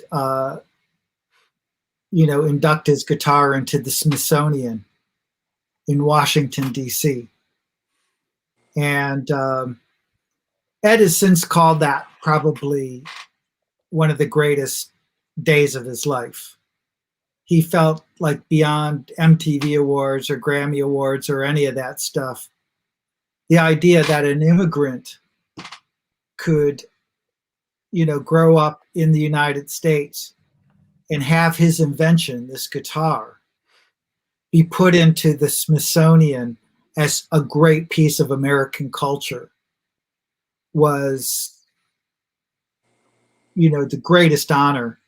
I mean, Lord knows. I mean, if that happened to me, I would definitely feel pretty good about that myself. And we saw him, and he was in great form, and he was in great mood. And I'm sure all you guys saw the YouTube interview, which was quite good with him. Yeah. I was actually supposed to do that. Oh, wow. Yeah, I was supposed to do that. And then at the last minute, they decided they wanted somebody more telegenic. And I think the woman that I can't think of her name right now did a fine job. Yes. But we came up with, Chris and I both came up with questions for that interview, actually. So that was it. I was supposed to have seen him one other time. And Chris has also a story about when he was supposed to see Ed. But I'd written a book called Play It Loud, which was on the history of the electric guitar. Mm-hmm. And the Metropolitan Museum of Art put together an incredible show, collection of all these great historic guitars. Ed's guitar was there, Stevie Ray Vaughan, Jimmy Page's rig, Keith Richards, goes on and on and on. And Ed was supposed to be there, and I fully expected him to see there. I knew he was very excited about that honor as well. And so I get there, and I went looking around for Ed to say hi to him, and he wasn't there. His studio manager, Matt Bruck, was there. Mm-hmm. So I went up to Matt and I said, "Where's Ed?" I mean, I knew he was really looking forward to this thing. And Matt was just, I've known Matt for years, so it was difficult for him to lie to me. But at that point, Ed was already really sick, and they didn't really let that out. And he was just like, he looked like he'd almost seen a ghost, and said he couldn't make it for some reason that he made up. But the good news is, like I said, the very last time I saw Ed, he was in such great spirits, a great shape, and mentally together, and I'd seen him during the dark years, and I didn't know whether he was going to come back from that abyss. But like I said, he was sort of like the old Ed Van Halen. So, that I was happy to see that as well. And Chris, you were supposed to do an interview, which we would have loved to have had in this book. Oh my God, it would have been spectacular. Yeah, I was supposed to do an interview with Ed on Van Halen 2. It was the anniversary, 2019 was the anniversary of that album. And I'd been going back and forth with him, done questions and everything. And I took off and went on vacation in Tokyo and was gone for a couple weeks and came back, and it was just like radio silence. It's like, what the heck happened? And all of a sudden I just got a message from Janie, like, can't do the interview. We'll reschedule it as soon as we can. And that was it. And it was like, you were supposed to talk to him in depth about Van Halen too. Yeah, I want to read that interview. Yeah. And it just was it was sad, because it was like, I knew something was up, but it was in our way to really probe. It's like, if Ed wanted to talk to us, he'd talk to us, and we didn't push. It's just, I knew Ed. I always treated him, gave him his distance. And when he wanted to talk, he'd talk, and he talked a lot, and it was great. Over for me, between 2005 and 2015, I talked with him constantly, and it was very unusual. And of course, we found out later, about this motorcycle accident. Wolfgang had mentioned it to Howard Stern and everything. Like, oh, okay, and it's like, I at least for me, it was like, at least we didn't bother him, because at that point his priority was like getting whatever moments he could with his family, with Wolfgang and with Janie, that he had left, and he didn't need to talk to us bastards, like we just stepped out of the way and let him do his thing. Sad because when that day came, October 6th, 2020, it was just like my heart dropped. It was just like it was sad for so many reasons. Just to see Ed come out of this darkness and be in such a great place, and to know what plans he had ahead, the tours he wanted to do, the records he wanted to do.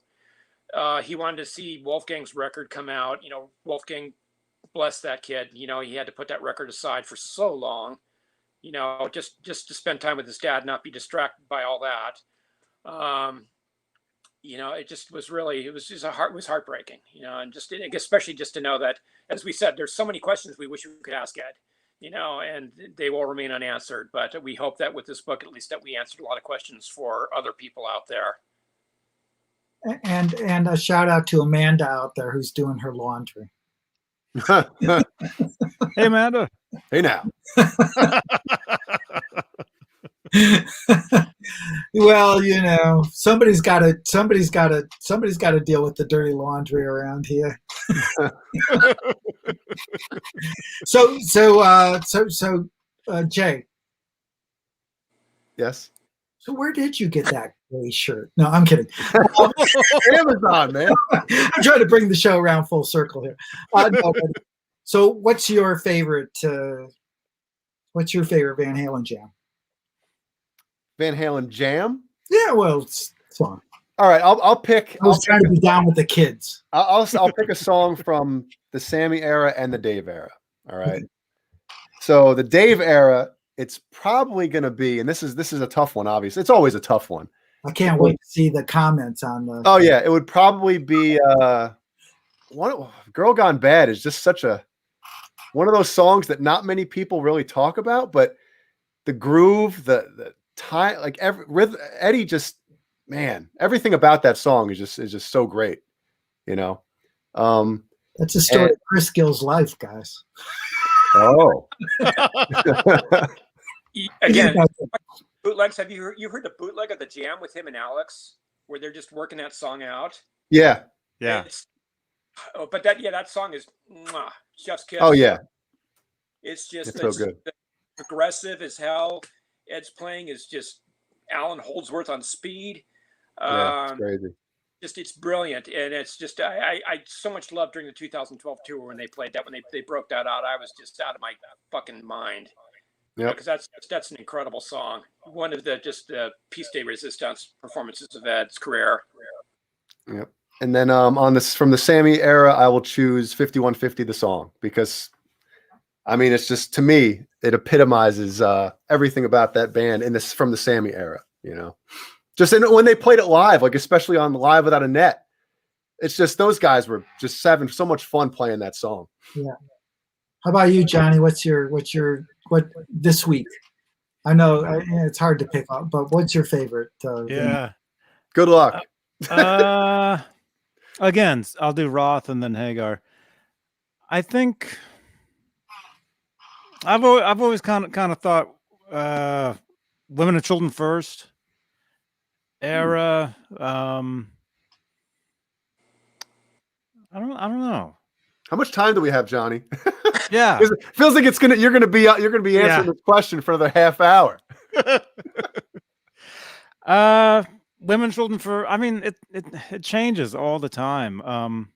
One thing that I did get years ago, maybe you guys have these, or you remember the Guitar Hero video game? Oh yeah, there was a Van Halen version. And somebody uploaded all this stuff to YouTube years ago, and I jumped on it.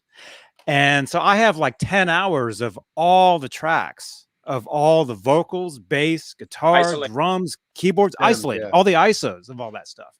Yep. So I'll be driving, and I'll be listening to that, and I'll listen to Pretty Woman, just the guitar by itself, even Intruder by itself, the keyboard by itself, I mean, whatever.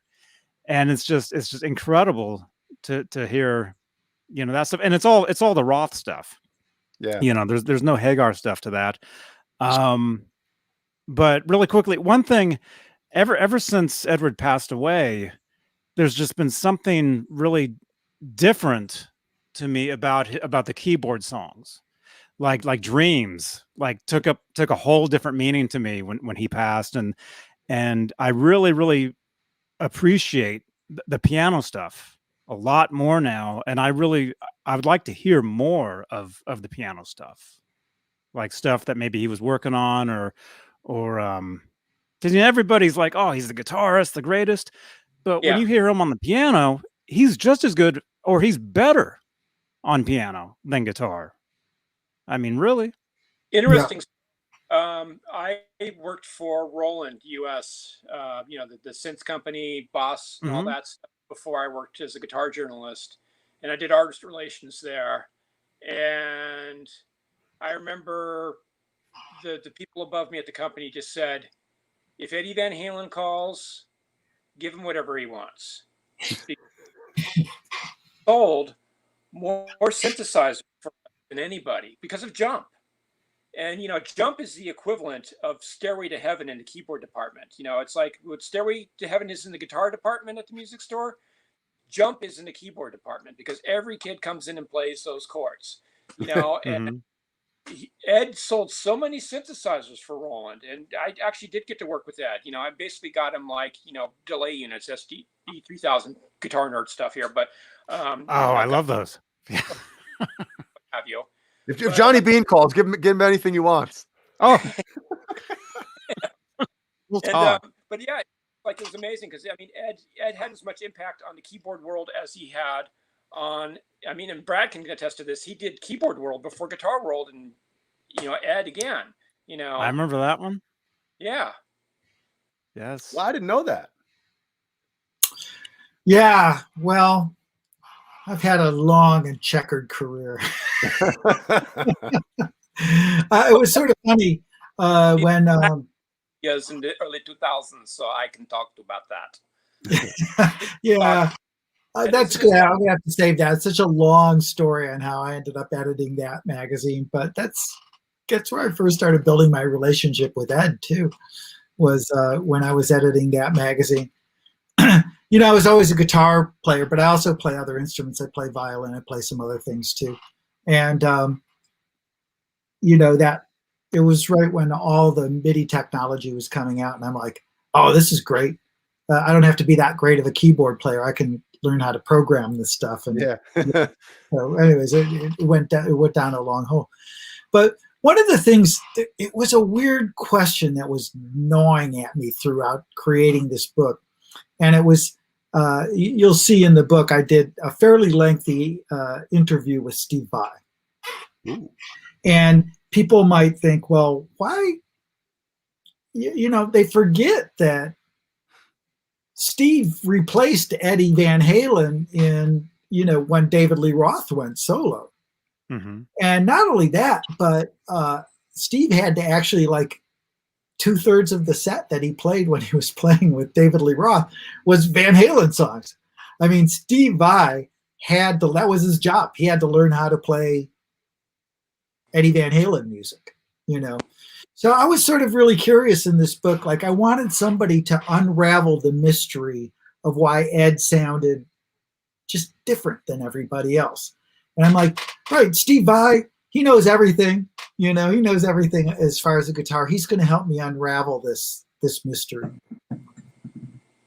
And Steve made a couple of really good points that I appreciated, but he didn't unravel it quite in the way that I had hoped or wanted it. But I sort of have since. So I'm going to share with you. I'm going to pontificate for this for a second or two.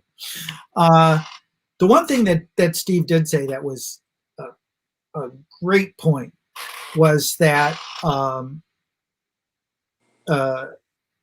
you can't make a sound until you hear it first in your head.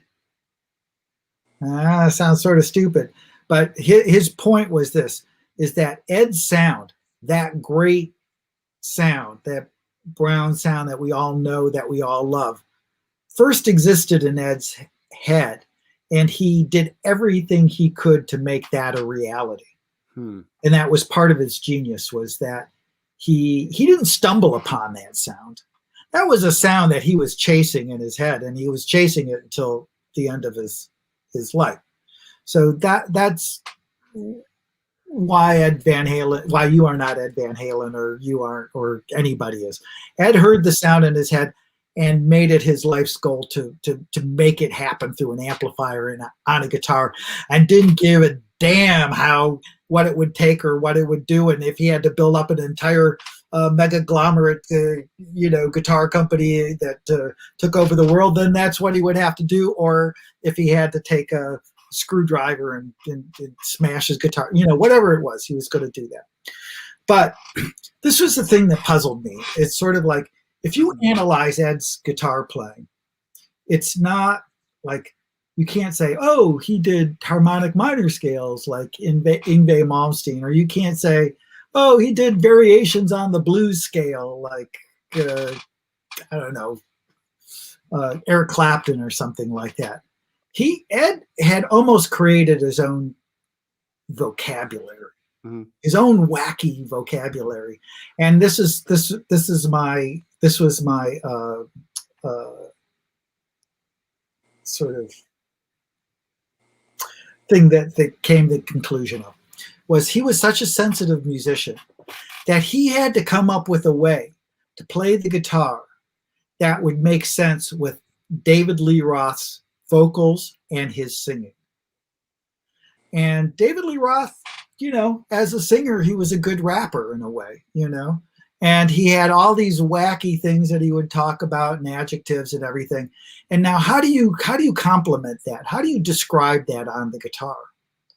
And so I started thinking Ed was more like, do you know who Carl Stalling is? Mm-mm.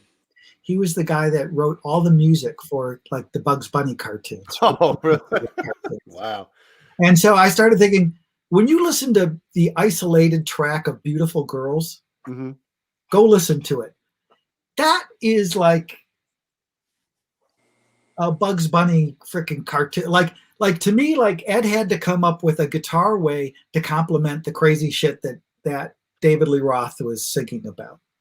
And that's what you hear in Beautiful Girls, like, whoa, bong, it has nothing to do with blues scales or minor scales. It had to do with describing this thing, and when Sammy came in and started playing, that's the difference. Sammy was singing melodies. Sammy was more conventional, and Ed became more conventional.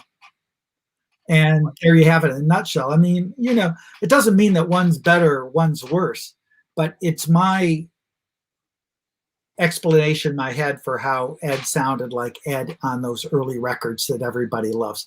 He was a musician interacting with another musician. And so David Lee Roth, I think, is an important part of the story, because I think it was part of his sensibility that helped shape Ed's sensibility. And I'll shut up. Oh, it totally wouldn't have, for that time. I mean, it's all about timing and chemistry with anything usually. Yeah. And I think, there always the question gets asked, well, if Sammy would have been the singer in 1978, they might have been successful, but it wouldn't have been what they became with Dave. Like, Dave was the perfect front man and singer for that band at that time, that it was perfect, Yeah, they would have been much more of a, I'm sure they would have been very successful with Sammy in the beginning, but it would have been a much more conventional sounding band. Yeah, I will say, like, my life would have been very different if it had been Sammy. Hey, I liked Montrose. I thought Montrose was good. It didn't change my life, but I liked that first Montrose. Bad Motor, but you know what? David Lee Roth. Yeah, I came up in Southern California, okay, and Van Halen shows blonde surfer chicks, okay. The women showed up for David Lee Roth. They showed up for Ed, but they showed up for David Lee Roth too. And it's like, man, it was just like, of all the concerts, I went to concerts like 2-3 times a month, but Van Halen shows, man, that was like that's where the goods came out. That's like where you want to talk beautiful girls, man, they were there. That's where the goods came out, right? Yeah. Yeah. And with Sammy in the band, it would not have been the same thing. And it's just, I mean, and that's the other reason why they were so popular, is that they didn't just appeal to guys. They weren't a guy rock band. Women loved Van Halen. Girls loved Van Halen. You know, and they, especially Van Halen too, man, that album that's like, whew, that was like, man, that was just a good time to be a 17-year-old man. That's all I can say. You know, and going to a Van Halen show. Yeah. We have a friend, actually, Jay and I, Butch. We had him on the show a while back. His favorite era is Van Halen 2, 1979 Van Halen was like for him the top. You know. They just that's like, I think that's where they became really popular. I mean, the first album, I love that. It's a classic. It's a guitar masterpiece. And it's always a personal favorite of mine, just for the fact that it's just like, you know, from second one to whatever 32 minutes at the very end. It's a guitar phenomenon. But Van Halen 2, it's like it's a pop album, you know, but it's still intense, you know, but that's when they threw their net wide, you know, and that's just when they became super. Wait a minute. Somebody just commented, Sharon Tillwilder just commented, maybe the most, you know, concise thing that I've seen to sum up the conversation. It's Sammy, period, no tits. Where is it? I don't see it. It's on Facebook. Oh, it's on Facebook. Okay, I don't see the Facebook chat. I already laughed at it. Wow. I don't know. Have you seen Sammy lately? I think that there's. Sorry, They're not perky. Thank you, Sharon. They're not perfect. Oh, it's too good. So Brad, we never got your DeLorean Van Halen concert. Which show or era or album? Which show would you go back to watch if you had a chance? Well, they were already a mess by, you know, the 1984 tour, but it was still freaking entertaining in a weird, discombobulated freaking way. You know, these people walking on and off the stage and just doing different things. You're like, what's going on here? Have I just walked into somebody's living room? You know? like the band just left this guy on stage by himself. I don't think I've seen the band yet, for, you know. So I would, you know, have to go, you know, for one of the, you know, super early shows. You know, would I love to have seen those guys at the Whiskey? Yeah, I would have loved to have seen it there. You know, I would love to. I don't think I have a specific show, you know, but you know, back when I've heard so many cool, wild, you know, bootleg single one-off performances by Ed where he's just playing like on fire, John Coltrane over the top of like, you know, a rock boogie, you know. I would love to, but I have to say the show at the Cafe Wow was pretty devastating. I mean, Ed was in really good form. He wasn't as wild, maybe. It was still a little bit, you know, the last tours with David, they were really, really good, but Ed was like a little conservative. Do you agree with that, Chris? Yes and no. I mean, I think I would say, I mean, I think I'd say more polished than conservative. I think yeah. Had it down. The 2007 and 08 tour had its rough patches, you know, and it was just, you know, I remember Ed's solo. I was at that infamous show. Oh no, you don't want to. Those are all just terrible. Yeah. at the Meadowlands when he threw the monitor, you know, at his sound guy and everything. I was at that show, and he did his solo, and it was really disappointing. But the next two tours, he had it. But it was almost like they were well-oiled machine at that point, and that early spontaneity wasn't quite there. But Ed's form was phenomenal.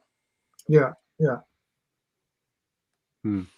I'm trying to find the picture that you sent me of there's a sound check. Yeah, right? that was at Bethel Woods in 2015, September 6th, I believe. That was a great day. I got to Here we go. be their personal guest and go look at single nook and cranny of the gear on stage and look at all the amp settings and all the pedal settings and take pictures of everything like a spy. There we go. Yeah. And that was just really cool from a gear nerd perspective. I mean, I just got the thing I felt bad about was because I was poking around with all the gear and everything like that. And when Ed was doing his solo, I think it was during Cathedral, all of a sudden something went wrong, you know, and it's like, and they've been telling me how this tour has been perfect. Nothing's gone wrong. And then I'm out there at that night and then something goes wrong with this like delay, you know, the lexicon delay or something. And I thought, oh, I hope they didn't think that I unplugged something or whatever. But yeah. But what I think what I want all your people out there. I mean, I think really what they want to hear too is like, you know, what was Ed like? You know, that was one of the questions. And I would say, you know, he was a good dude, man. You know, he tried to be like, tried to be really honest. And he was a kissy kind of guy too. Like if you were in Ed's inner circle, it was sort of funny. He would just kiss you right on the lips, you know, and it was like a little surprising to me, you know, and it was sort of funny because he'd sort of go in for it, and you'd like, you know, is he going to do it? Is he? Do I turn my head or do I actually? You know, offer him a cheek, and then he would take your head and grab it right on your mouth. But you know, that was that's what made him like freaking awesome, because he just really when he embraced you as a human being, you know, he was a good guy. I've known a lot of rock musicians, and you know, a lot of guys that I'm friendly with and are really cool. They're not like a bunch of assholes or anything like that. It's cool because we're Guitar World. We can just shoot the shit about guitar and everybody's happy and everything. But Ed always wanted this personal. He wanted, like, once he brought you into his world, he wanted this a much more, you know, just a personal family, you know, kind of thing, you know. And you know, Chris and I, that was the lovely thing. And that's why our book is better than any. Don't go out and buy all those stupid other books. Those other books are stupid. Oh. You know what I'm talking about out there. Oh, I was just about to write one. Dang it. Buy our book. You know, Chris and I really knew the guy. And he was a good man. And you felt like, you know, if you're a super fan and you're always like, you know, God, I wonder what this guy was really like, and why do I love this music so much, or why am I investing my time in this? Mm-hmm. He was a good dude, man. And if you're going to be a fan of somebody, you know, the guy, he lived for his music. That's the other thing that our book tells that the other stupid books don't tell, is like how much he loved music and what it meant to him and what it meant for people to embrace that to him. And, you know, you should be happy that you're a fan of this guy. Yeah. Just a wonderful human being, you know, and it always hurt me to read some of these fans comment about stuff, and they would bitch about this and that and say like, oh, Ed's such an awful person. It's like, it's more complicated than you think, you know. And Ed really, at the end of the day, it was two things: family and music, you know. And he really didn't like, he was hurt. I mean, so when I did the interview with him and Tony Iommi, and he said about how he wasn't sure he was ever going to put another album out again. He wasn't really motivated to. We did these things in 2004 with Sammy, these 3 songs. We played them live. Everyone just stood there and like, whatever, and it hurt him. You could tell it really hurt, and he wanted to produce new music for people, and he wanted to share it with people, but he didn't think that people wanted it anymore. And Wolfgang's kind of the one who brought him out of that. Well, Wolfgang did bring him out of that. Yeah. But it is kind of sad that, of course the music industry changed too and everything, but just to know that, he really wasn't this backstabbing guy or all this kind of thing that people want to portray him as. It really was about the music at the end of the day. Well, the one thing that... What do you mean Chris Gill isn't the goofy guy from Airplane? Keith Campbell? Keith Campbell's been talking to us. Talking shit about us like the whole time we've been up here. We're going to kick your ass! We see you, Keith Campbell.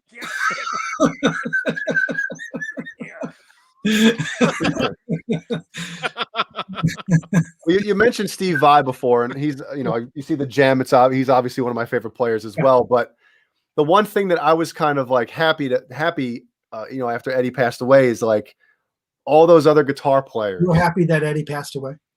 No, that's not even funny to say that.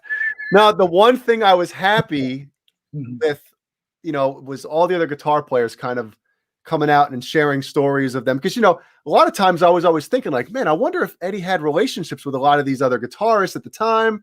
Like the George Lynch thing, obviously a month ago or so, he did the interview when he's talking about the Monsters of Rock tour and all these other things. And it was really, I guess, uplifting for me to see that he actually had really good relationships with these other, other guitar players as well. So he didn't think any of them were as good as he was.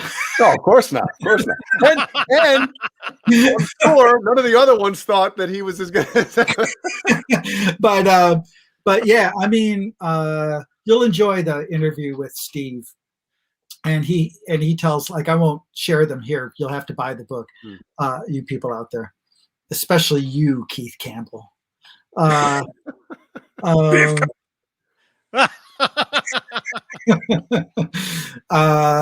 But Steve tells some really great stories about Ed and their relationship, and it could have been that Ed just wouldn't have embraced Steve at all, considering that Steve sort of played with his, went off with his lead singer and all that stuff. There could have been some bad blood, but there never was. And Steve does a great job sort of talking about that. And he tells a hilarious story about going with Ed to Frank Zappa's studio, but I'll let you buy the book for that. Well, didn't Steve Vai say in an interview, I guess recently, about like maybe the first time they met or something?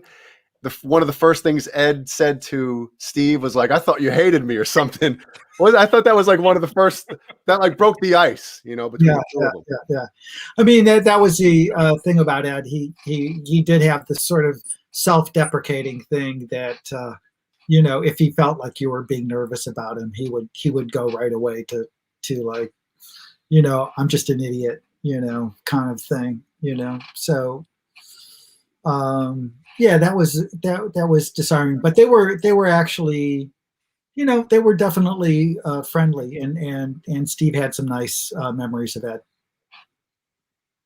He also has a great description in the interview on why, he played a lot of Ed Van Halen songs, and why Ed's guitar playing and sense of composition is so fun and intriguing to play. I'm not going to tell you that, though. You have to read the book. Yeah, everybody, order the book right now. Right now. How many? We have a friend of ours that jumps on with us who owns a guitar store. We're always trying to sell his guitars while we're live. Tonight we're going to try to sell a book. Well, how about Yeah. this? Why don't we do something like this? All right. I'm not going to try to sell a book. We're selling books, man. So why don't we come up with or do you guys have a hashtag for the book? Do you want to what? No, why don't we do something where if you pre-order the There you book, go. take a screenshot or something, right? Post it on Instagram or Facebook with a certain hashtag. Let's get this thing rolling a little bit, right? Maybe, I don't know. I love that idea if I understood what to do. I don't understand it either. I was hoping one of you I guys were going to understand take it. it and run with it. Here's what you do. You Here we just go. type in Eruption Conversations with Edward Van Halen. I want to buy it, and it'll take you somewhere. I guarantee. But Talking with you, Keith Campbell, come to your house. Oh,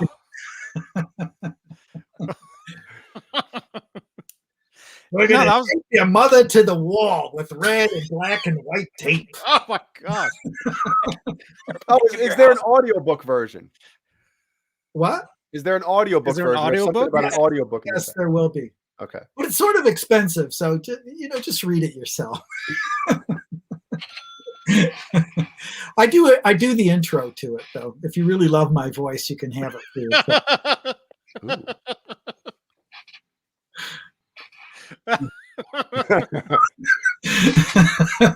Finally, I made Johnny Beane laugh.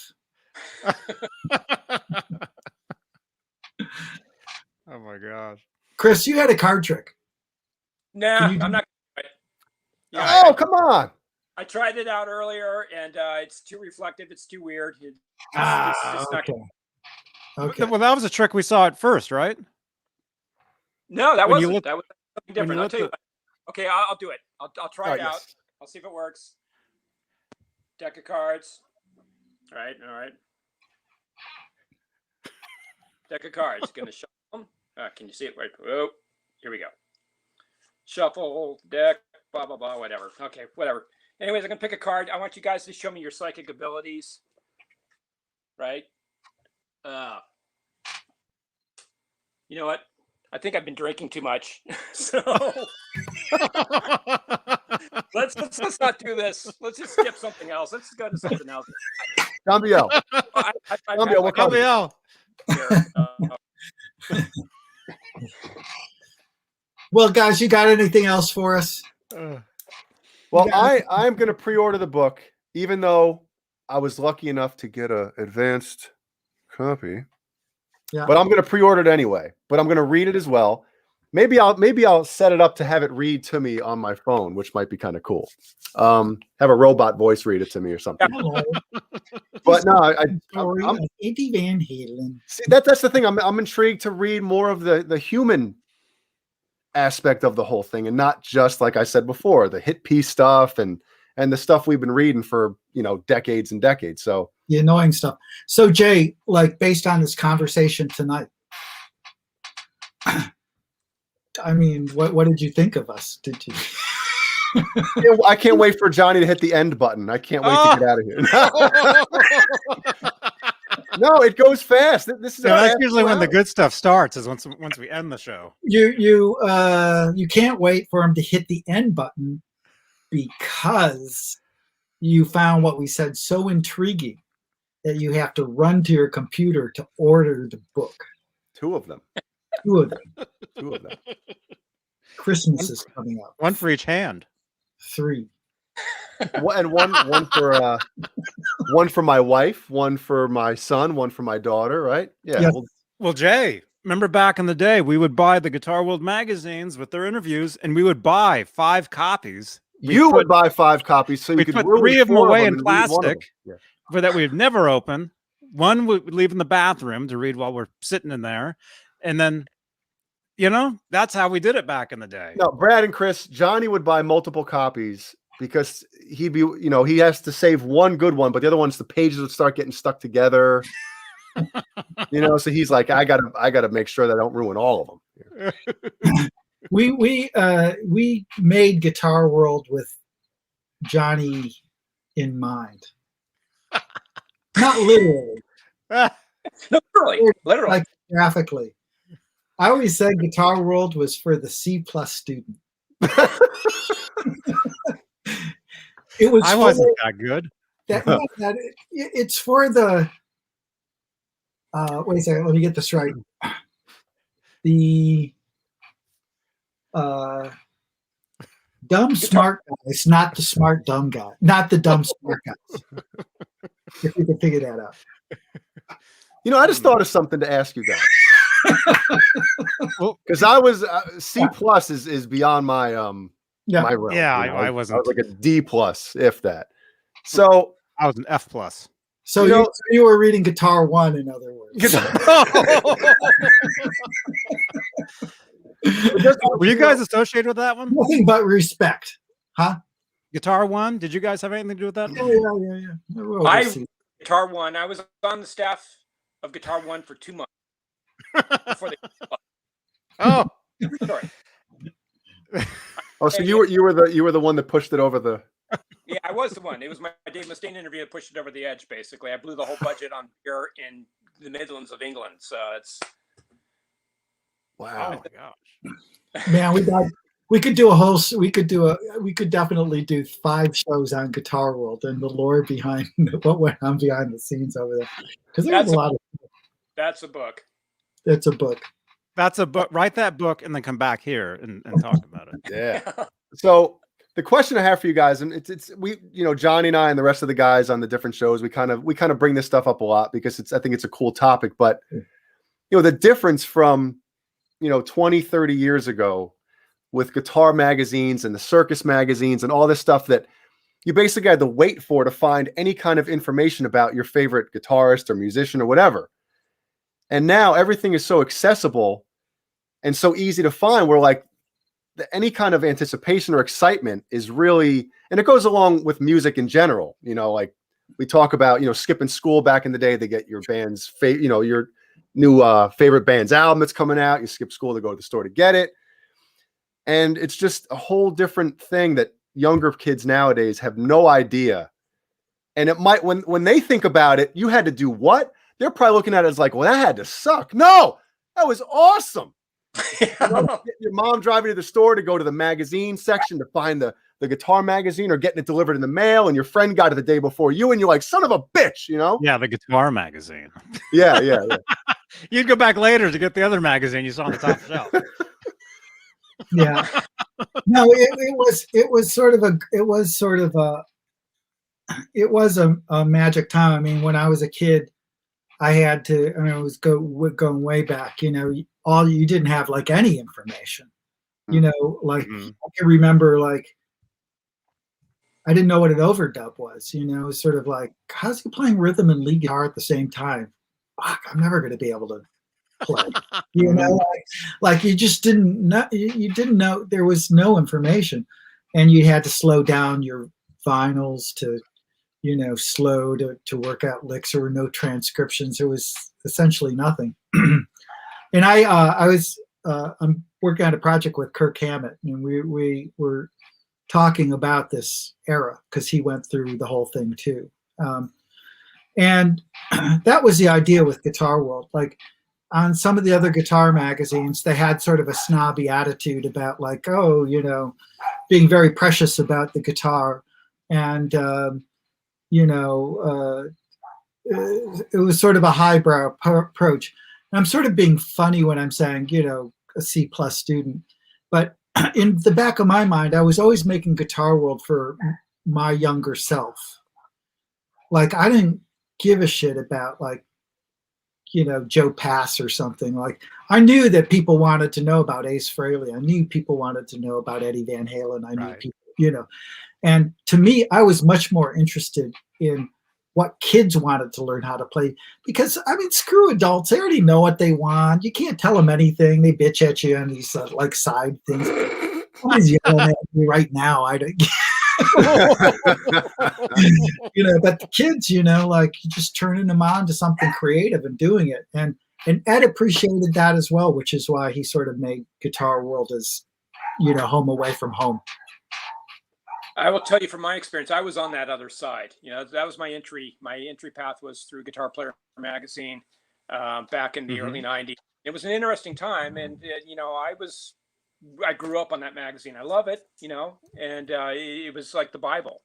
and read the interviews with Ed, in the magazine and everything. And I just remember my interview, they said, like, who haven't we covered that you would cover at the magazine? I said, Dimebag Darrell, man, Dimebag. And they were just kind of like, what the fuck, they just like, and I got Dimebag for the first time into the magazine, and they kind of edited it into this deprecating thing.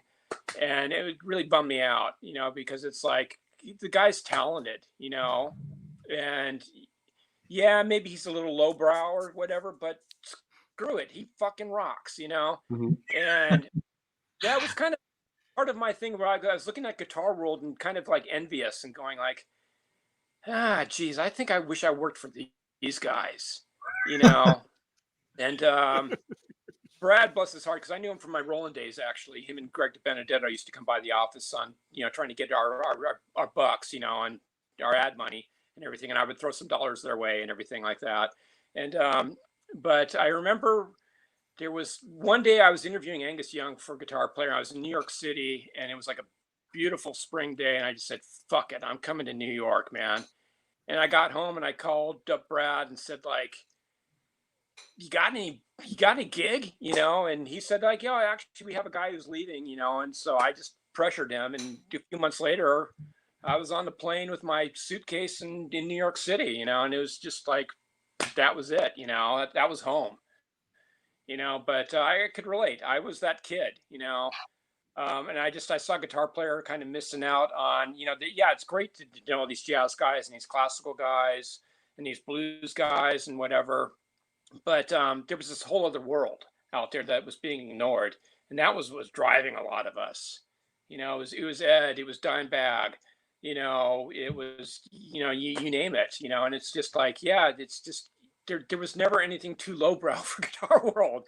It was like lowbrow. That's why I said I had Johnny Beane in mind when I was doing guitar.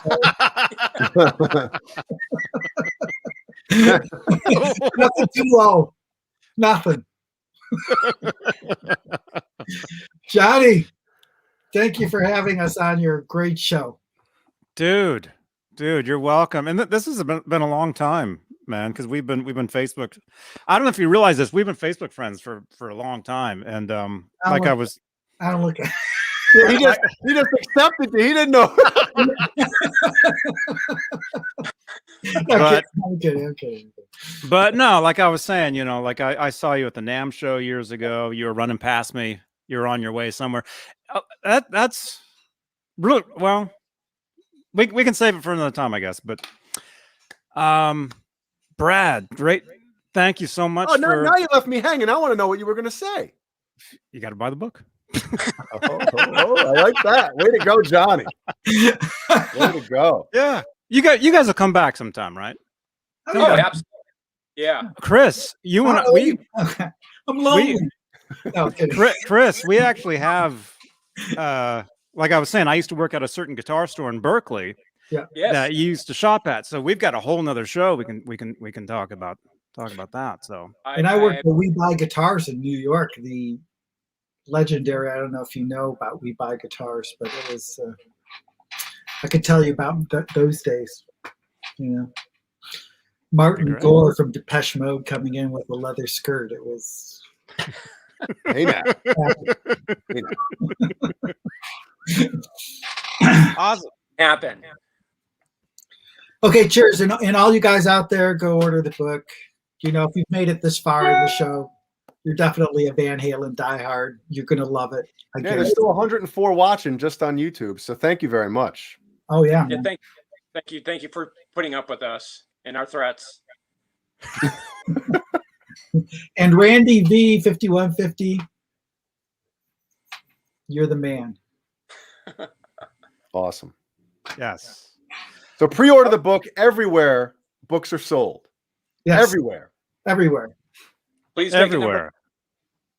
Make it. Let's make this book number one. It's released October 5th. You said? Yes. October 5th.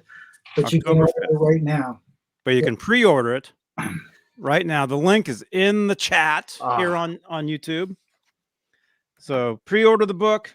Let's make it number one. And Thank you, Jay. It was a delight. Your gray shirt, I will remember it forever. It's the V-neck, man. It's always the V-neck. Chris, You know- lovely to see you again. We have to stop meeting this way. Johnny Beane, you're the legend. thank you, man. Okay. Great to see you guys. Okay, I gotta say goodbye to our channel members. Well, don't leave yet. Yeah, don't Brad, leave Brad and yet. Chris, don't leave No, we're yet. not leaving. Okay. We're here. Don't leave yet. Thank you so much, channel members. Thank you for all your support. And again, become a channel member. Click the join button. Subscribe to the channel. And if you like Van Halen, this is the place you want to be. This is Johnny Beane TV. We talk Van Halen every Friday, 8 p.m. Eastern, 5 Pacific. Join us tomorrow night for a show we called Straturday Night Live with your host, John BL. This guy's crazy. There he is. And he's awesome. Oh man. Join us tomorrow night. Oh, that's the trick. Oh my God. There it is. We just got Wait. the end of the trick. We didn't see the Oh yeah, we missed it. There we go. Screenshot. great thumbnail right there. Thank you so much. All right, don't leave, you guys. You're gonna hear some music, and then we can say goodbye. All right. Thanks so much, Brad and Chris. Everybody, buy the book. Comes out October 5th. Let's make it #1. Thanks, John. Thanks, Jay. Thank you guys. All right. Good night, everybody. Good night. JohnnyBeane.tv.